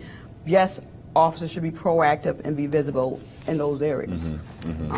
We should be making contact with the community in those areas to get information to help us, right, figure out who the suspect is, the offender is in that crime. We shouldn't be going to those areas and just stopping everybody for a minor traffic violation and give them a ticket because they happen to live in that certain area. So now we're over-policing that area. That's not doing us any good, right? But that takes me to another issue of how are we rewarding our employees? Are we saying we should reward you for your tickets, how many arrests you get, how many investigations you're involved in, or should we say the variables we want to use to evaluate you or promote you should be on those positive community engagements, the business contacts you had. So it's a nice question. It's a bigger answer to it, and there's a lot that goes into it. And that comes down to, like I said earlier, in changing the culture of the organization and what the core values are, and recruiting the right people that have those values, right? Promoting the right people, assignments of those people that are doing what we want and building that partnership with the community. That's how it works. We have to rethink how we're doing it in law enforcement and how we're promoting and telling our staff that the numbers matter. To me, the contacts matter, the positive contacts, the partnerships matter. That's how we're going to get information. That's how we're going to change it and deal with social and community problems. Absolutely. I think that's great. I don't want to skip over this question in the community section. I apologize, but I don't know how much. I mean, I know you have roots here and all of that, but I don't know how much you've sort of thought about sort of ward by ward issues, but we did have one question from a member of our community said, what would you consider to be the biggest issue facing the second ward? But I will allow, should you, if you want to take it broader and talk about Evanston in general, you can do that as well. I am going to take it broader because I don't want to segregate one ward from the other one, right? That's what we don't want to do, right? We don't want to stop this person, not that person. Gun violence, all violence no matter who the victims are, is not okay, right? One victim is too many victims, That's where that partnership comes in, right? That's where you go into a community and the community tells you, and let's be honest, right? It is a small minority of people that are committing these crimes, that have these illegal weapons. And we had to get down to addressing and dealing with those individuals, not everybody within that ward or that community. So you want to work with your federal partners, right? The ATF, the FBI. Sometimes they're repeat offenders. And I'm all for alternatives to arrest and all that. But let's be honest, some people need to go to jail. Some people need to not be in the community where they're causing havoc, and we have to realize that there's victims. Right. There's victims' families that deserve to be in a community that they feel safe, and that there is no violence. That's what we want to get to, not having any violence. So not particularly to the 2nd Ward or the 5th Ward where I grew up. I want to look at all wards and keep the city as a whole safer. Yeah, absolutely. So in addition to some of the challenges with gun violence and things like that in the community, where also folks have felt that there's been a rash of what folks might call petty crimes. So we talk about bike thefts. The big one I said earlier, see it on that Nextdoor website all the time, is the catalytic converter theft, right? And an apartment and storage areas robbed and things like that. So how would you sort of deal with challenges and confront challenges that arise from those types of crimes? The same way any crime I would deal, right? Right? You want to investigate it. You want to have that beat officer hopefully have information pertaining to who our suspects may be. Work with other municipalities. I have experience working with other municipalities, from working on Nortaf and the 12 other, it used to be 13, but 12 other municipalities, right? But I don't say we ignore those crimes because those crimes aren't violent, right? Because you have victims of those crimes. No one wants to walk out and know that their catalytic converter's gone off their vehicle. Yeah. You still have to follow through and follow up on those investigations. But for someone dialing 911 and asking for help or saying they have a crime, everything's important to them, right? They shouldn't be ignored based off of because it wasn't a violent crime. Yes, we're going to put all our resources towards those violent crimes and try to address those issues, but we also want to have resources for everybody else, like I said, around the city of Evanston that feel like they're a victim of any crime. Yeah. And another, area that folks have, shared some concerns about is just gang problems, which are, and this one was specifically ported at a question from South Evanston. But how do you, sort of balance that, with the, increasing police presence as needed, but also, confronting that issue in the right way? When I was here prior, we talked about restorative justice. Yeah. I was interested to know what the restorative justice program was with the Evanston Police Department, and then I found out it was being handled and with the Parks and Rec, but working jointly with others. I think you got to look at working with the schools too, and trying to get to our youth before they make that turn to go to a gang. I'm fortunate to be a deputy chief of police and have an opportunity, but sometimes people don't have it. I have family members that didn't have the same opportunity I have, and you got to be honest about that. But what can we do to change that kid or stop that kid from taking that? So we can go to alternative ways of arrest, right? And not putting that juvenile in the system, right. Giving them a chance, and working with the school resource officer, and hopefully they see something prior where maybe there can be some type of intervention where we're dealing with our youth. Right. Now, I was fortunate here in Evanston, the Play Fam, what options do we have available for our youth? But we got to direct them to those options. Yeah. Shout out to the Fan Pistons. It's my squad. So I'd love to talk about your leadership style. Just talk maybe about your some of the challenges or experiences that you faced in previous work that prepared you for this role, and then how would you describe your leadership style, your strengths as a leader? Depends on the situation. I can be democratic, and we can have a conversation. I'll take input from staff and personnel. And there's times that I got to be an autocratic leader, and it's time to get down to business, right? I got to make a decision. Don't have a problem at all making decisions, and majority of the time it's the right decision. But I think it depends on the situation. Right. I've had a chance in going through this process to reflect with staff and how they view me as a leader, and it's more of a teammate, that I don't carry myself like I'm better than anybody, and they feel like they got a part of the buy-in of what we're trying to do, and that's something I would continue if given the opportunity here in Evanston. Is I don't carry myself better than anybody, and I think when you lead that way, people want to follow you. People feel like their input counts.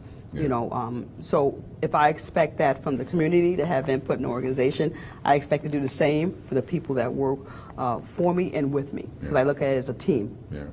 Were there any particular experiences or challenges that you faced that sort of shaped you in that way?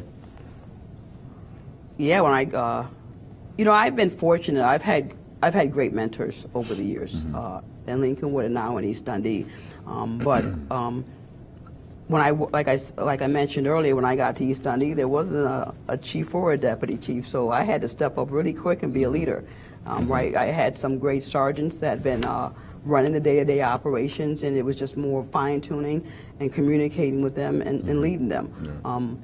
What I did find is that with communication, anybody can be a good communicator. You got to be a good listener. Right. And a lot of times I might have been outvoted in a lot of things, but they always felt comfortable being honest and open with me, because I was always willing to have that conversation. Yeah. I'm not going to agree with everybody, and we can agree to disagree. I will promise you that I will sit down with everybody and have that conversation. And I think everybody deserves that. Right. In law enforcement, we just can't listen to the people that support the police. Right? We got to listen to everybody, even the ones that don't support the police, and then understand why they don't support the police. And that's where that history is so important, of understanding of how certain people have been treated. Yeah, absolutely. So, flashing forward, you are offered the job, you take the job, you work here until you retire. What do you think will be? I like that, Sal. You're on the right path. Continue, Sal. Yeah.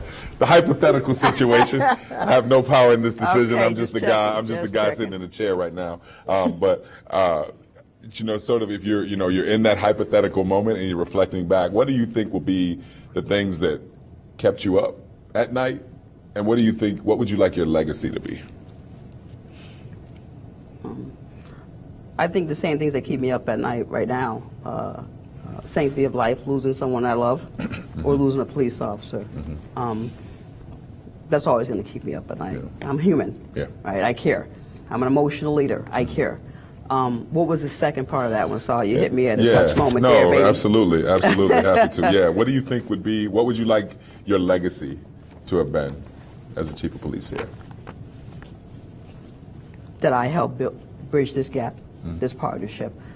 This is an opportunity of a lifetime, to come home, back to Evanston, and be that person to bring the community and the police department better. I don't think I'll ever have a career opportunity like this, right? Where I was born and raised, where I care about, the place I love, that my family's been here since 1916. I'm a Fifth Ward baby, Since you are making me the chief of police, I can start tomorrow, Sal. But that's why I want my legacy to be, that I've always been honest, I've always been open, and that I haven't changed. Yeah. Over 23 years in law enforcement, I'm the same Shanita Stewart. Or if you're from Evanston, twin, I'm the same twin I was before I was in law enforcement. And I had the same character. Yeah. My integrity is going to be intact and will always be intact. Yeah. I'm always going to do what's right. I'm always going to have high moral standards, and that's just not because of law enforcement. That's because I'm a steward and I'm my mother's child. Yeah, that's great. Would you talk about your relationship with the Fraternal Order of Police unions? What is your opinion on the Fraternal Order of Police, and how would you balance standing up to the police union and promoting accountability with building that relationship? I have a lot of experience. I know a sergeant right now is part of the union, is probably watching, so a lot of good experience with the union. Different from Lincolnwood, East Dundee actually has the sergeants in the union and the patrol officers, and they're both in the same union. And when I got in last year, we were going through negotiation. So I had to learn real quickly, but what I did in East Dundee is the same thing I did in Lincolnwood. I like to building that relationship prior to negotiations is so important, right? So having quarterly meetings and saying, is there anything that you think we're violating the collective bargaining agreement and we're not doing the right thing? Building that relationship, so when we got to negotiation, more than half of the things we negotiated we had previously discussed. I know I mentioned it earlier, but it's nice to get a bonus for people that come to Evanston, but you have people here right now in Evanston that have been loyal to your organization. Union members that are going to want that same bonus. It's going to hard to say I'm going to give it to the new guy, but not take care of our loyal staff we have here. I try to be very open and honest in dealing with the union, right? The union wants to get a lot, and sometimes the village or city don't want to give up too much. It's not personal, right? It's part of it. There's unions all over the place. Right. But I've always had a good working relationship, and hopefully I'm the chief of police. I would want to have a great working relationship with a union who's coming up on contracts, at the end, and both the patrol officers and sergeants. Yeah. So last couple areas of questioning are first sort of one related to sort of alternative policing strategies. So, we've had a couple of reports. I don't know if you've seen them. There's the Evanston Fights for Black Lives report, and 2 years ago, Evanston Youth prepared a report on alternatives to policing. So just love to hear, your theories, your thoughts, your feelings on alternative policing efforts, alternatives to policing, alternatives to 911, that whole sort of suite of offerings. And what do you think when do you think can be implemented from those types of things, and what's more difficult? And Sal, we kind of discussed it earlier, right? A different way of looking at policing, right? What we're doing is not working to the best right now, right? Right. So right now I'm on a committee with rethinking the responses to common calls for service, right? In January of 2023, we're going to have CESA, right? Community Emergency Services Support Act, dealing with mental health responses. So this is already, it's already taken off, right? And the committee I'm working with right now, to the Illinois Association of Chiefs of Police, is getting in front of it, hopefully come up with a model, a protocol by the end of the year. I'm very open to that. You have to be open to the profession changing. Right. You can't stay, every profession changes, right? Doctor doesn't say, I used to do a surgery 20 years ago, we cut you this way, we're not going to change a better way of doing it. I mean, that's, you got to be humble and open to that. So for me, I'm unsure what you're going to call it at the time, but it's here, and I'm open to working at a better way to respond to calls. And the last one, I know you referenced earlier. You referenced George Floyd earlier, and we've certainly all seen videos of police shooting at suspects who are running away from officers when maybe guns aren't involved, when there's no threat or danger, maybe other than a suspect escaping arrest in that moment. So, do you believe that's an appropriate response, and if so, why? And if not, what should happen? I think it's based off of a case-by-case basis, but that brings me to a point, and I'm glad you hit on that question, whoever submitted that question. In reviewing, I was able to get the Evanston Lexipol policy and use of force. I think it was posted on one of the community organizations' website. And I'm just going to mention, I think that should just be out there, right? With the state statutes out there for murder, we should have a policy out there that people should have access to understand what we should and should not do. But in that and reviewing it, I liked the use of force policy Evans had. I just think it should be tweaked. I didn't see anything in looking at it regarding pointing a firearm at an individual. And why that's important to me is that there has been some unintentional shootings and deaths of people due to having a firearm pointed at them. So that was something I would like to address if given the opportunity, Chief, in looking at all the policies for the Evanston Police Department.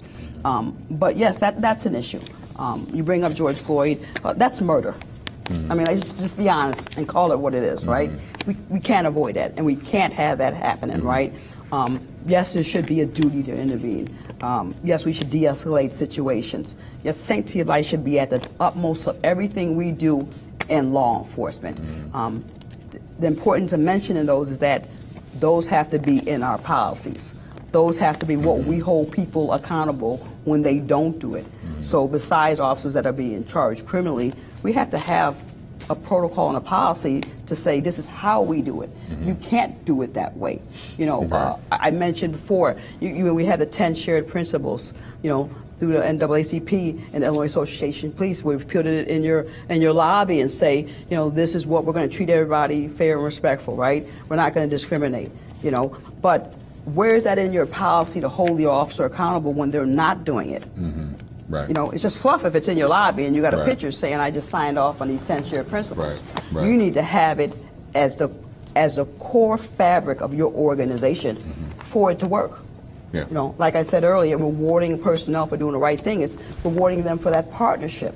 Right. That's what you want your agency to really embody. Community policing, you have to embody procedural justice, Yeah. Yeah. which entails giving the community a voice, being respectful, fair, and trustworthy. That goes to your transparency. Yeah. Yeah. Thank you so much, Deputy Chief Shanita Stewart. So glad to have you. You know, we would love to just give you a moment if there's anything else you'd like to share with the Evanston community, you'd like to say about yourself to the people. We'd love to just give you a few moments to do that. Like I mentioned earlier, I think this is the opportunity of a lifetime, Sal. To come here and be a part of this change. I consider myself a change agent and have an opportunity to be a part of this city team. I'm going to say city team because it's not the police department, right? If we really want to get down to dealing with community concerns and issues, we got to be one whole city team. And I believe that I'm the right fit. I believe that I am personally invested in this community. I have family in this community. I have the experience, the education, the training that is going to be required, and I am not naive. This will be some long days. This will be some 12-hour days, right? Because our officers are on 12-hour shifts. And we have community members that I would have to meet with, you know, and we have a city manager that's going to give me my, you know, my orders too of what needs to be addressed, and that can be a long 6 months. But I will promise every person of this community that not only lives here, you know, we got a population of almost 78,000, but we have people that come here and visit here or drive through here, that I will work hard and do the very best I can to be a leader of this organization. And I think that's all anybody can ask me, but I'm telling you, I'm willing to do it. Yeah. Well, thank you so much, Deputy Chief Shanita Stewart. Once again, thank you for your time this evening, for your really thoughtful answers. And I'd like to thank everyone who's joined us at any point tonight, everyone who stuck with us through the whole going on 3 hours now. You are, your stamina is to be applauded. But thank you once again to all our community members who participated, who submitted questions, and who have been, great questions. Such a big part of this entire process. As I said at the top, this is such a critical role for our community. I'm thankful to have been a part of the process and meet these candidates as well. So thank you all once again for joining us, and I hope you all have a great night.